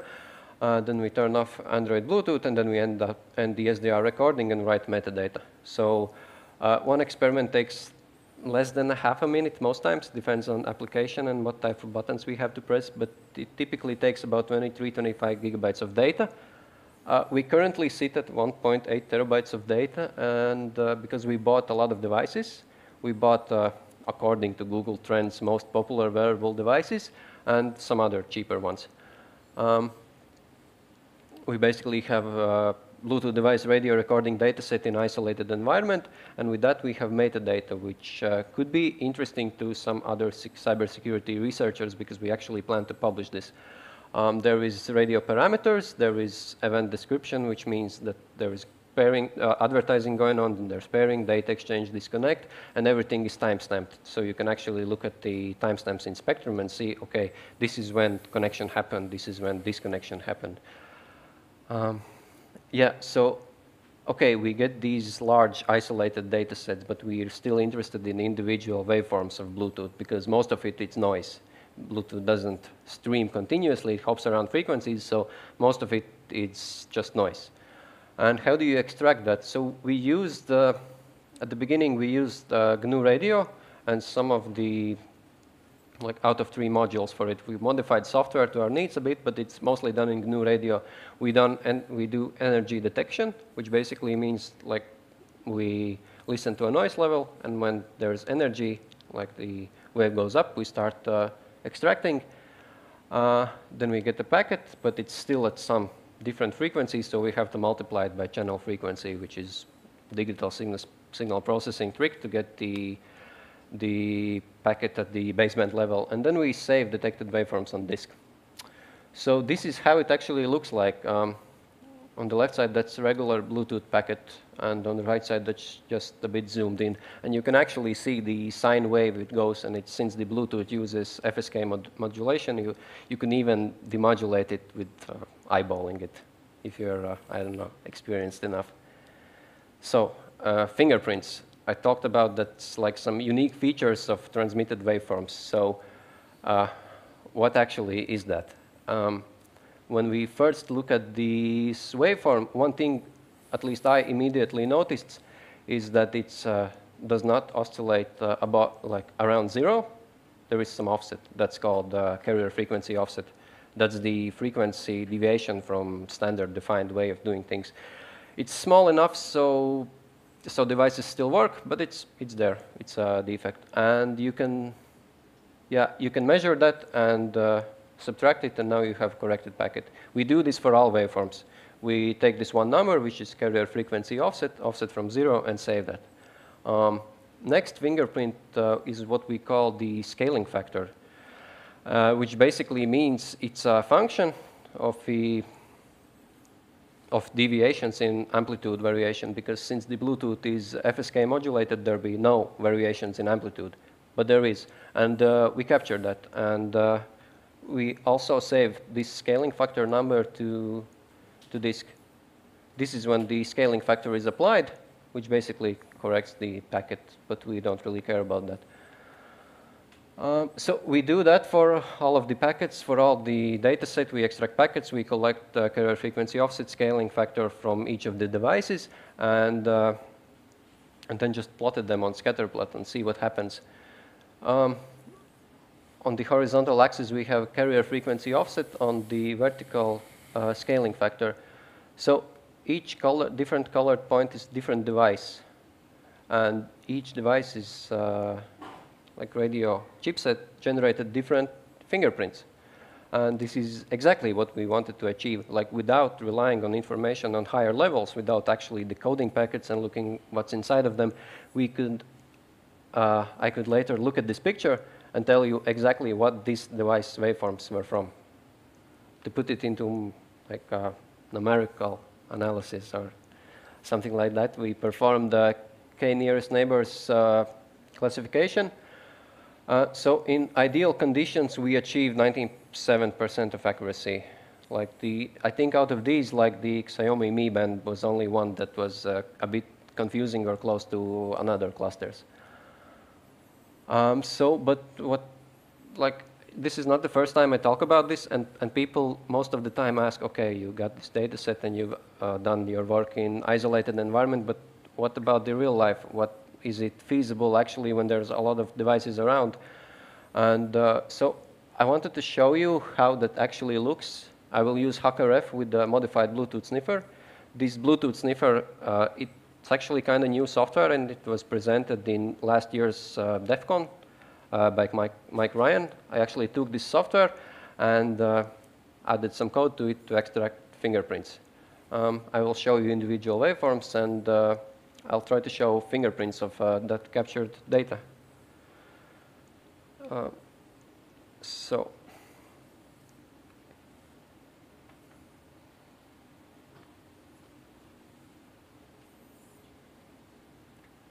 Can I make font bigger? You can zoom in if possible. Yeah, I don't know how.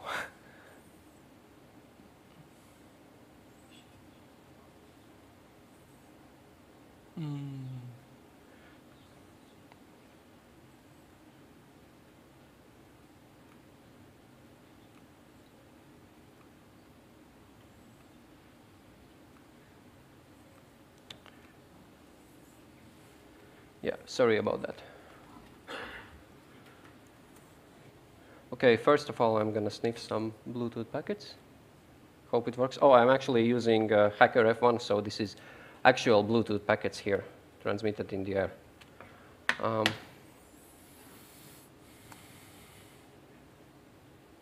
no.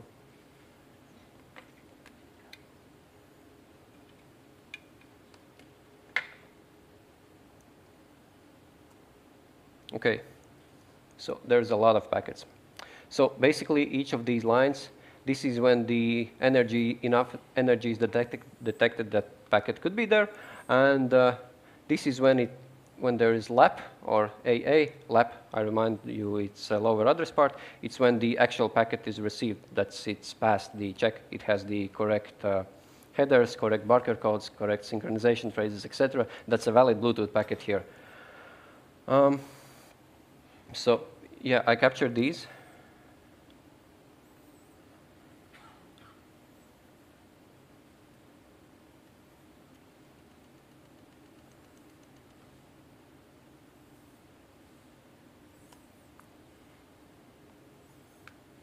So, and what we can see here, this is your regular Bluetooth packet.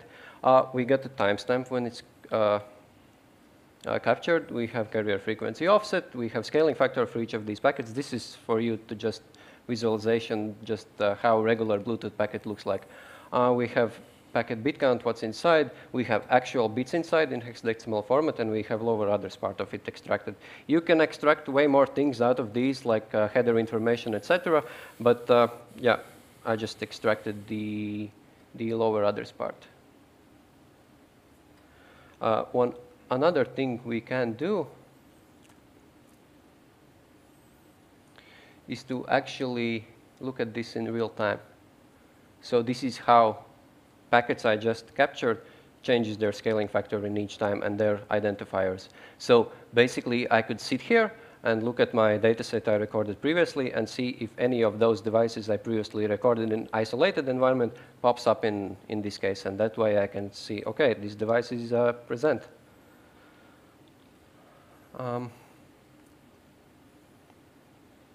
So that's that.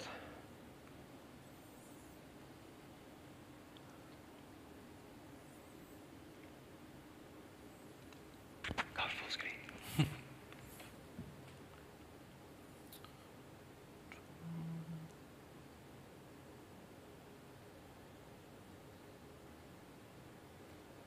It's not very full screen, but it's okay. So better. For this is just a demo. It's a start, like just a raw demo.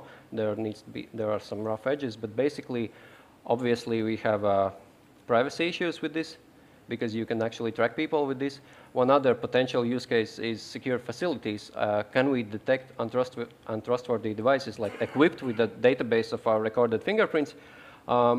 We could actually test a device and see, okay, this device typically has this kind of radio frequency data set, and it typically in the advertising says that, okay, I am Samsung smartwatch. But if the fingerprint doesn't match the smartwatch, we can actually mark it as potentially malicious. One other potential use case we came up with is targeted cyber attack, because some Bluetooth exploits and cyber attacks don't work on all Bluetooth devices, on all Bluetooth versions, etc., etc. But if we can split this up, we can, by fingerprints, we can narrow down the actual device we are attacking. So we get a targeted attack. Yeah, and yeah, I'll give word to Edwards. Okay, and now we are moving up the stack.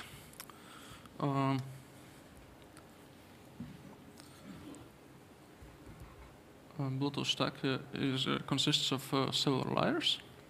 I don't know if you can see this, but we are like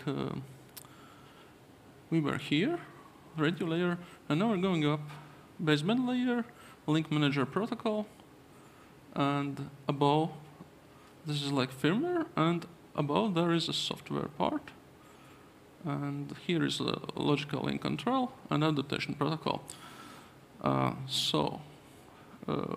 We'll talk about this, and there are two tools that we were looking at that we also will test a bit later.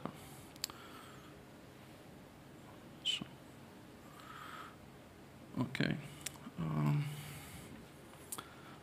There are many chip vendors, and each of them provides its own implementation. That's good, because we can choose from them, but mostly they are closed sourced, and we cannot know how they did this, and if they held to the specifications and did everything right. So out of the 30 implementation tested, 25 had some bug, and it was detected using fuzzing. So, and what is the fuzzing? Fuzzing is like a testing method. We can imagine it like we are throwing a ball and see if the system can catch it. But we cannot throw a ball randomly. It's like a puzzle. You have to throw the ball in the right section, in the right way. If we are doing that completely randomly, the test will not go through, and the state of the system will disrupt, and we will not detect the vulnerability that is there. So, and the usual goal of the fuzzing or outcome is that our device will crash, will deadlock, restart, or something like that.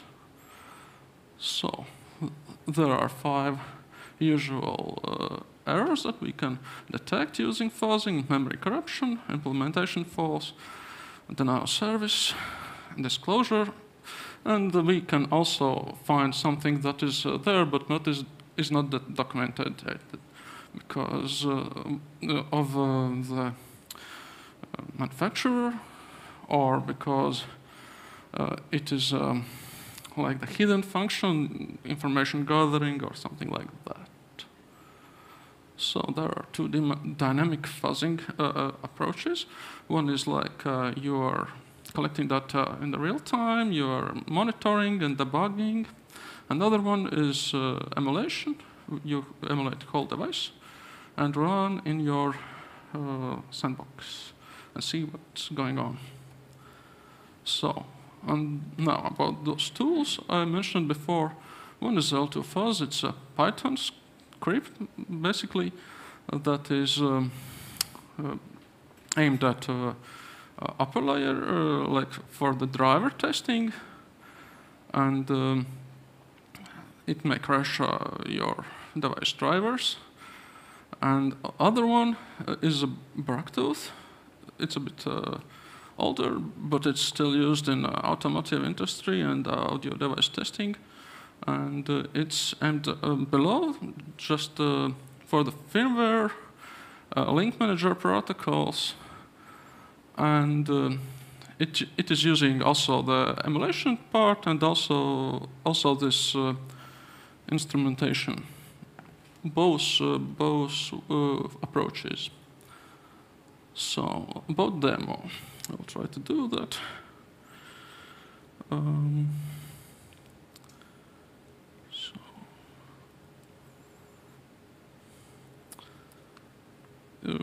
We have like a script, some scripts to demonstrate, and all right. It's like very, very small.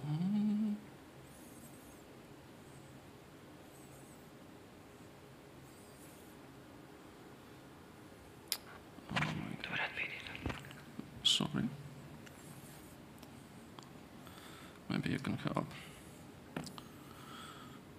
Oh, yeah, I see.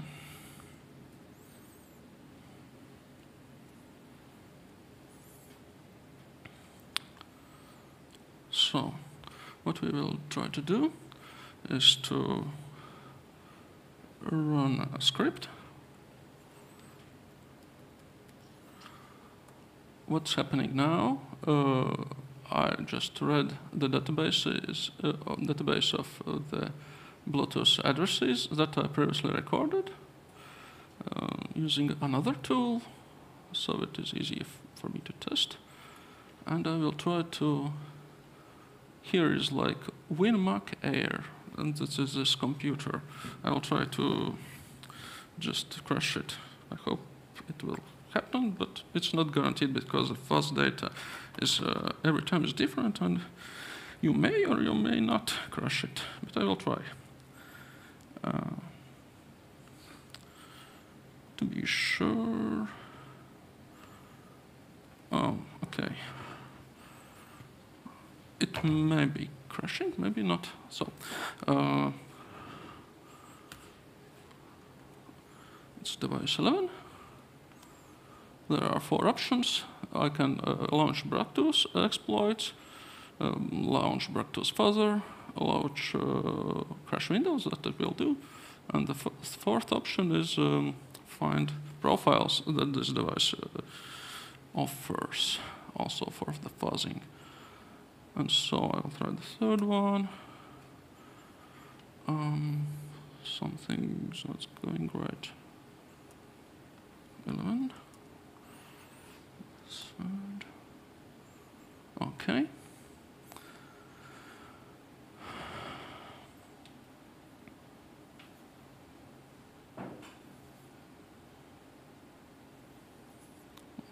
Time.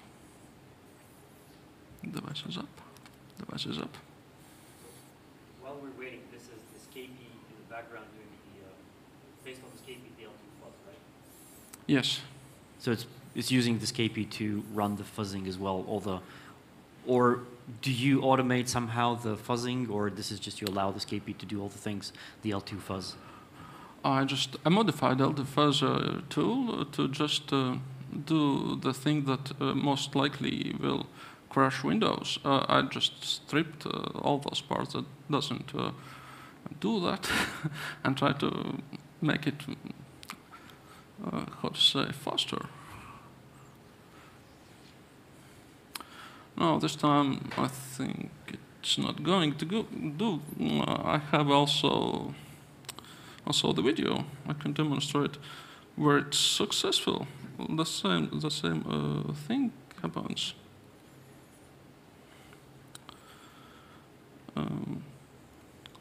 So I'll show to you. Like you can see the TP-Link Bluetooth adapter that is plugged in. It's also here, and we are starting like showing that it's here. Checking Windows. We're up to date. And then we are launching the same attack.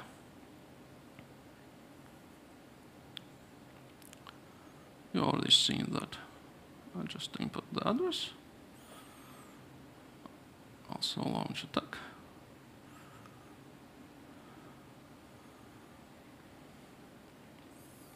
And why it's not happening every time? Because the data, the fuzz data is somewhat randomly generated, and it's possible that the crash will not happen. And each time the device generates some error code that is not like before. It's unique, somewhat. I have seen 4 or 5 different error codes like this. This time it didn't happen, but you know, I have the backup. So, and it will show you the crashed packet after it will finish. So it might be repeatable. It's not easily repeatable because I cannot like just send this one. I have to write my own stuff to do this. So I can also improve this in the future. So let's get rid of this and continue. So yeah, crashes. I don't know if you can see. There's the error codes I encountered, page fault in on-paged area, invalid memory access, basically system thread exception not handled.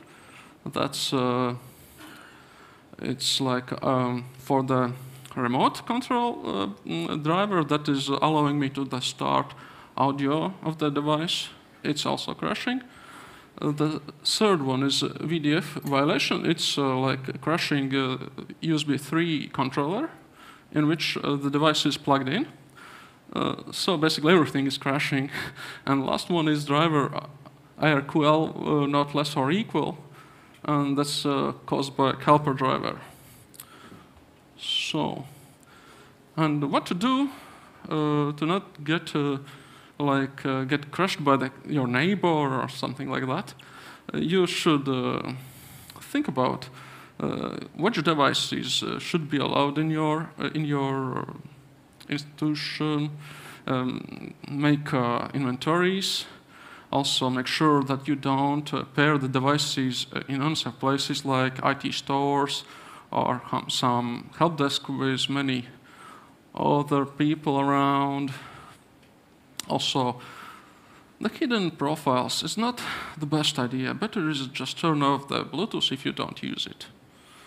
And also update, because updates goes a long way. It helps, it fixes the things, and that you should do.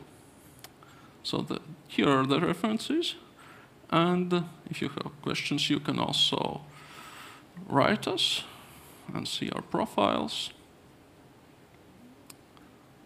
So. Okay, thank you.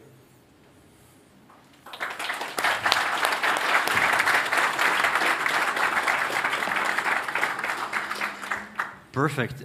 Before I open the questions from the audience here, I have one question to each of you. So, because Artis, you were dealing with the fingerprinting, and now regarding the fingerprinting, you mentioned that you can track a particular user.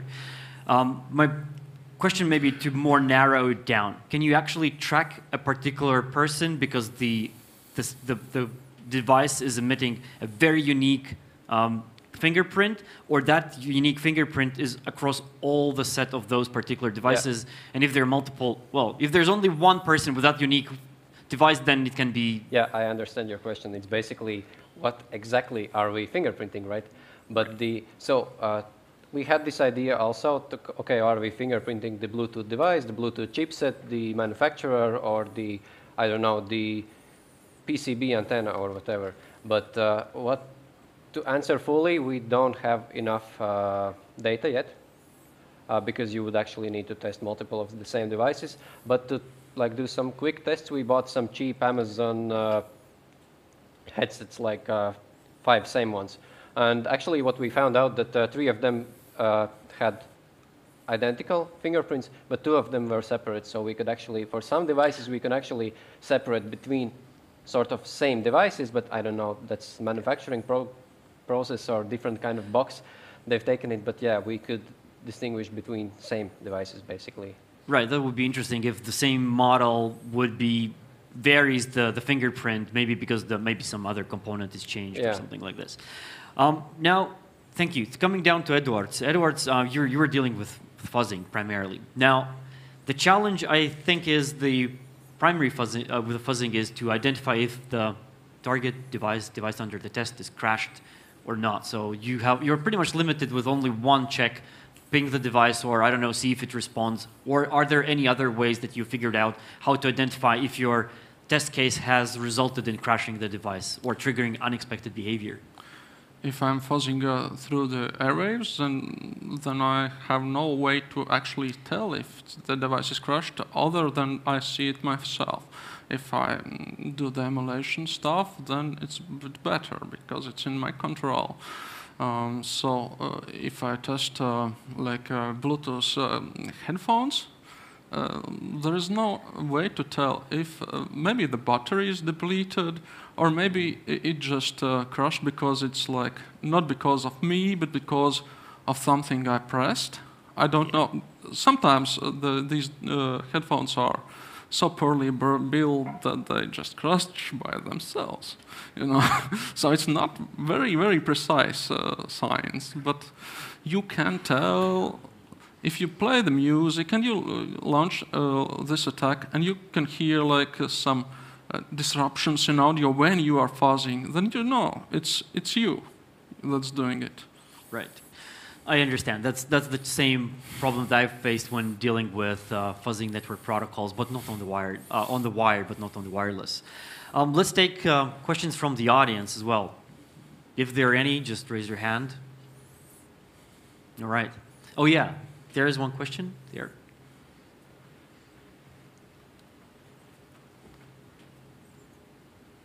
Crashing device sounds sexy for the lab, but is there a potential that you can make device behave in a different way, just crashing, like gaining control over it or making it execute some code or something?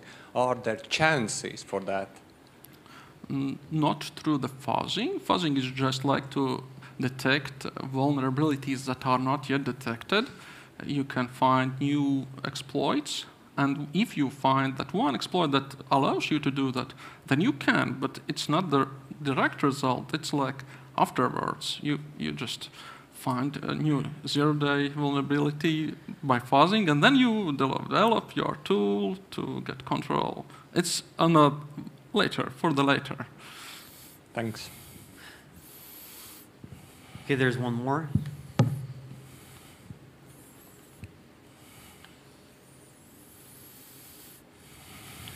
Hello, and thanks for your presentation. It's a great thing that someone is doing fuzzing related to Bluetooth. I used to work in a company which did it in commercially also, and one of the tools were related to the Bluetooth. Back in the day, everything basically crashed and were in poor condition. So that's about that. So great to hear that that's continuing. Quick comment on the previous question that with the fuzzing, I think you can just find the bug, and sometimes those bugs are vulnerabilities which lead you to continue to the exploitation. I just wanted to comment a bit about the challenges when you are doing the fuzzing. I think the one good way, if someone else is considering doing some fuzzing, is that you try to do valid queries after every fuzzed packet or so. So you have some valid case that if I send this package, I should receive that kind of package. And you do it like every other request is like a valid, not fuzzed case. And that way you can validate that if the system what you are fuzzing is still functional. This is not always possible, but if it is possible, if you can validate it, that's an easy way to automate it and keep it and leave it running and let the computer do the monitoring. That's a good point, yeah. I agree. Thanks. Yeah. Thank you. All right, from my perspective, this is the question to you guys as well, and because I've been part of the project for a while. I think the value in this is also, if you can fingerprint a particular device, you can pretty much identify what kind of vulnerabilities you can match against this.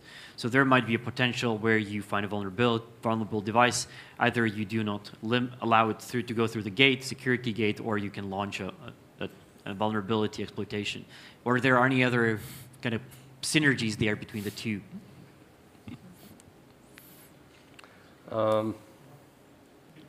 Not sure, actually. These are the 3 use cases we've actually been focusing on the most. But one thing I can comment on about, like Edward's approach with the fuzzing, is that you saw in the terminal that he actually got the full MAC addresses. Right? And the question arises, can we actually track people by the full MAC addresses? And we can. But the thing with his approach, I don't think Edwards mentioned it, he uses the Bluetooth dongle, and that's a sort of active approach, because when you discover devices, they're actively sending packets out. Correct. My approach is 100% passive. Yeah, that's correct. All right, with this, let's thank the speakers again. Gentlemen, you receive a coin. Thank you. This is the 10th anniversary coin and the box of candy for you and for you. Thank you. And a handshake from me as well. This is the most valuable part here. Yeah, okay. I'm just kidding. All right, with this, we go on a 2-minute break, and after the 2-minute break, we will have a talk about the DNS. Right, see you soon.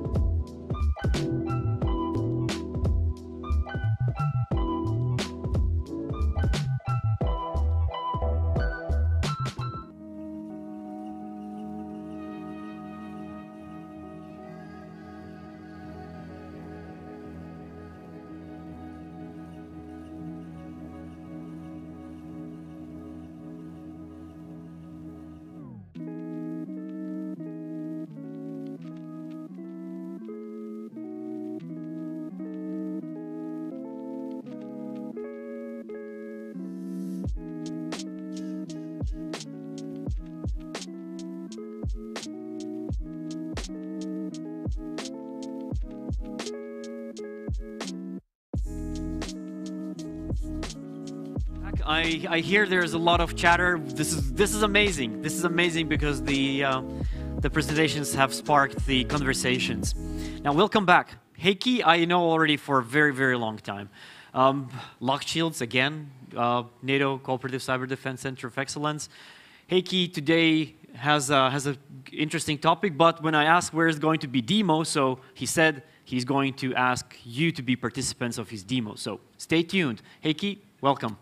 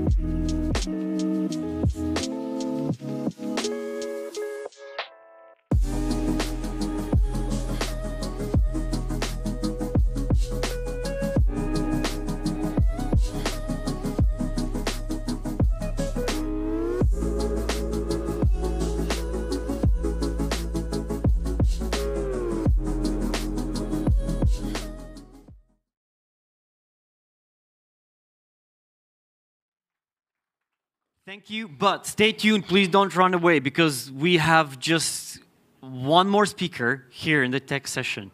A representative from SANS who will announce talk about the CTF SANS has been running, announce also the winners. So with this, if you are ready, I welcome you on the stage to set up. And whenever you're ready, oh, down there, please, here. Yeah, yes, there's the cabling.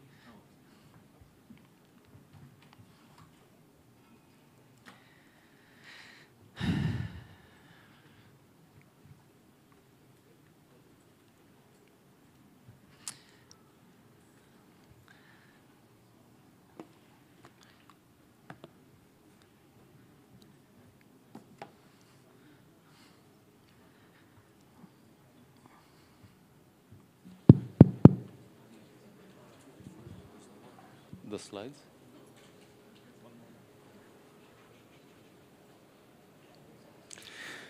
So hi everyone, my name is George Daniliuk. I am from SANS Institute. I am in charge of our activities in Central Eastern Europe and Baltics. I had an issue when I started in February of last year. The general designation for my region was just Eastern Europe, but then I was in the Czech Republic last year, and I was speaking with someone from Slovakia, and I said, in general, I'm responsible for Eastern Europe. And then he said, well, why are you talking to me? I'm not Eastern Europe, I'm Central Europe. And then I said, okay, then maybe I need to extend my name title to Director, Central Eastern Europe and Baltics. Fortunately, Central Eastern Europe can be shortened to CEE. But this will translate a little bit further during my slides. Keep in mind CEE and why not CEE and Baltics? Because it doesn't have enough room to fit. I was fortunate to have some time to attend some panels from the main stage. And in one of them, one of the Latvian MOD representatives mentioned one thing that resonates with what SANS is trying to do within this region. So the quote was, everyone has to do their part. You don't have to, quote unquote, maybe I'm not using the exact words, but mainly what it was is everyone has to do his part. You do not have to wait for the government organizations or entities to tell you what to do. You have to take initiative. So basically, what SANS has been doing in the region is we wanted to organize for the first time ever within this region a tournament, a cybersecurity tournament. Make it available for 23 countries, but also play the long game. An additional effect of this tournament, we would want it to be in the next few years, is to draw some sort of a competence map of the region.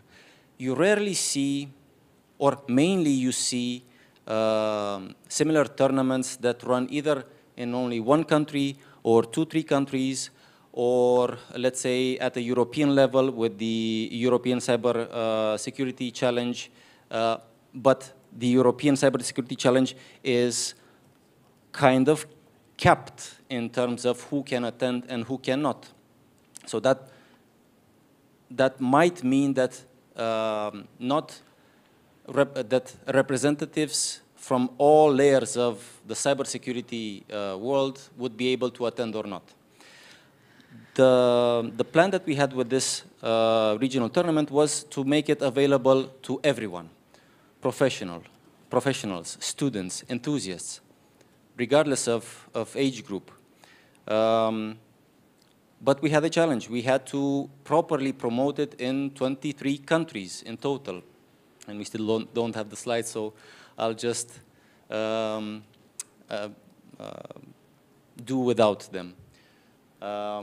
So how do we reach people in 23 countries? Well, we had the inspiration to not do it by ourselves, but to go in it by reaching out to the relevant national cybersecurity authorities in each country to bring them on board as stakeholders at the national level. And in Latvia, I'm really grateful to the national CERT, to CERT.LV, for agreeing to be part of this, this regional initiative and to support us in the very first edition. And we hope that moving forward for the next initiatives, this this support will only be reinforced moving forward. So I don't have the slides, so I don't know what's next. I'm freeballing it a little bit. But the main idea is that we really tried our best with this tournament. For sure, regarding that competence map that I was talking about, that heat map, that competence map will help us in moving forward with figuring out what the region actually needs. And in another presentation, there were discussions about ENISA trying to figure out the exact amount of, the exact skills gap that is that our region, that Europe in general, is suffering from. And they put it somewhere between 300 and 500,000 skilled cybersecurity workers that are missing right now from the industry. So you cannot improve what you cannot measure.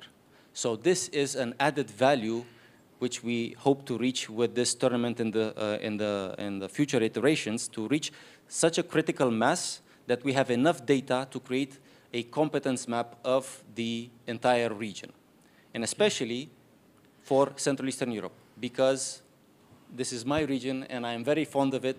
I'm Romanian, and I resonate very much with the way that with the cultures in each of the 23 countries that were part of this tournament. George, Ward would maybe tell about the stages. I understand there were multiple stages, yes. Right? Thank you very much for pulling me back and putting me on the right guardrails. So the way that the tournament happened was in a two-stage approach, a qualifying round and a final round. In the qualifying round, we had it open for anyone interested in attending. But we kept it, we will be awarding coins, but unfortunately the coins are stuck in transit, so we will be awarding just the diplomas for now, and the coins will be coming shortly after. But we wanted to award and recognize, together with the national CERT, the top 10 individuals at each country level. And this is basically why we are doing this award ceremony for the national, together with the national CERT. But from the qualifying round, only the top 250 participants from the entire region made it into the finals. And I'm very glad to announce that all 10 participants, all 10 individuals that are part of the top 10 out of Latvia made it into the final round, because we didn't cap it like we was to set a country quota, because some countries have had more participants than other participants. So the top 250 participants that made it into the finals, they are truly the top 250 that attended from the entire region. So all 10 from Latvia made it into the final. So this is a big achievement. Perfect. Maybe before you announce the speakers, yesterday you were very eager about the coin. You said that there's something special about the design. Describe it. Build the imagination. Okay, I'll tell you a little story. So our intention is to make this tournament a yearly endeavor. This was the first time we took a lot of chances internally because we had to sell it internally, and we made it the way that we made this tournament happen was to make it as part of our son's mission in the region. So initially, when we started discussing about design, there were some voices that said, well, this is only going to be used only once, so we name it 2023. But then we maintained our ambition and hopes that we would be able to replicate it for future iterations. So that meant that we had to put a little bit more thought about this coin in particular. So instead of having a generic coin that someone will look at it and then throw it away into a drawer, which is something that SANS is not known for. Whomever knows SANS and our courses and our coins know that they have the wow factor. So I had to make sure that this coin does not disappoint. So unfortunately, we cannot see it right now, but there are elements. On the front side, we have a phoenix that symbolizes the struggle and the rebirth, current or future, near future, hopefully, rebirth of the region.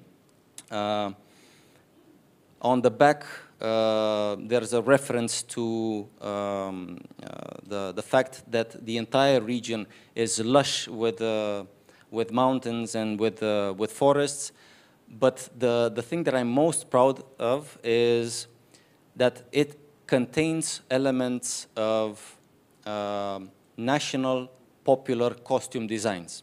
So on the front, you will see, hopefully, a pixelated flower, yellow, very lively color, because this is what I found that is a common element in all Central Eastern European countries, because we had to find the common ground. So the national popular costumes, the thing that they have in common is most of the times they are very lively colored. So on the back we have a weave which is multicolored. So to everyone that I presented this design, everyone agreed that it does have the wow factor and it does live up to the SANS way of designing coins. Right. Eventually. So you don't have the coins today, I understand, with you? Unfortunately, we do not have the coins because, in case you did not know, all coins, all challenge coins in this part of the world, even in the US, I think, are made in China. So last time I checked, they were in Hong Kong. Now they progressed a little while longer, a little further. So they are scheduled to arrive at my doorstep on the 6th. And then I will be putting them with overnight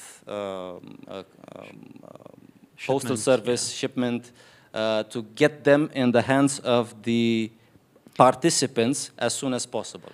I'm really sad that I couldn't deliver them in person myself, but faced with adversity, we adapt. Hopefully that without even the computer being projected on the screen, do you have the list of the winners? I only have the list of their usernames, because being in cybersecurity, you have to allow for a certain degree of anonymity or pseudonymization. So without any further ado, I hope that the persons that announced that they will be here together with us will join me on stage to at least accept a diploma from us, with the promise that the coins are coming very soon. So I will just read out the usernames, their handles, and hope for them to join me here. Koniter, congratulations, Koniter. You ranked #1. Stay, please stay with us. Brr, or BBRR. There you go. Congrats. Art Dan.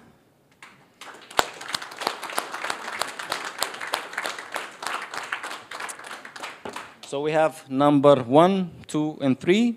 Now we are jumping straight to number 6, because unfortunately not everyone was able to join us today. ELGF. Do we have ELGF in the back? We have.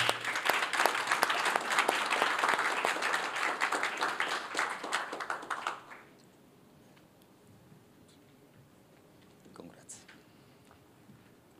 In 7th place, we have James Who Cares. I don't know. Now, I don't know if there was a comma anywhere, or how do you say James Who Cares? Or James, the one who cares. And apparently you care about cybersecurity. Congrats. And in 9th place, Pazuz.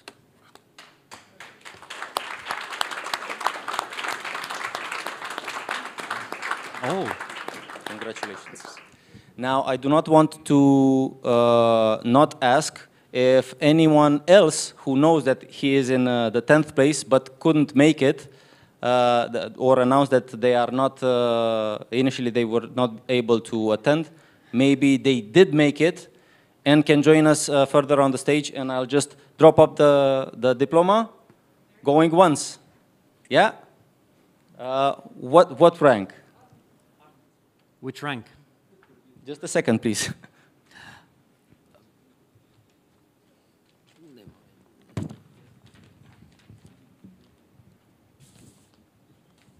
So what rank were you? 9th? Pazuz?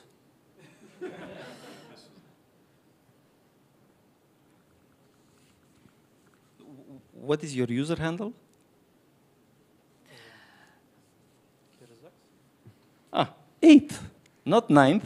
You did even better than you expected. So in 8th place, Kirzaks. Here you go. Yes. Okay. Congratulations. And we have the coin here, but how do we project it? Because I want to share it with everyone. No, we cannot Let's project wait. it? No, Here. okay, now it Can is we here. please? Can we please? Okay. So here we have the general yeah, it's fine. participants. How do I get to it? But we see the coin. It's beautiful. Yeah. Oh, both sides. Oh, yes. Amazing. Both sides. Both sides. So here it is in all its splendor. It's only 50 millimeters, but I invested a lot of thought together with my team, and to get a provider in due time, I was hoping, but still, here are the elements that I was mentioning with the phoenix, the pixelated flower. Here, these are 23 spoked dots representing the 23 countries, and here are the mountains and valleys and the green lush areas that the region is known for. All right. So Although your coin is not here, although my we coin we have a coin, and as you are a is speaker, it from China? well, it's made designed by Latvia, but made Yeah, who knows where. Like but since you are our speaker, I want to present you our 10th anniversary coin as well, Thank you. and the box of candy, and maybe a joint picture with everyone so that we can see the bunch of.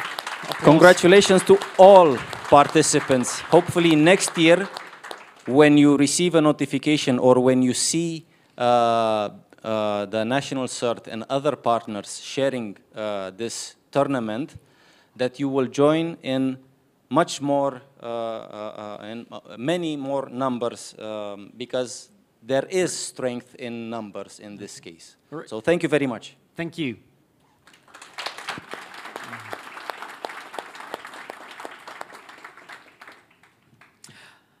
With this, with this very nice touch, we are ending our day, and soon is going to be an event here. So, and most importantly, I am expecting you all back here in a huge crowd, because we carry on tomorrow with very many new technical stories that will entertain you. All right, have a good afternoon.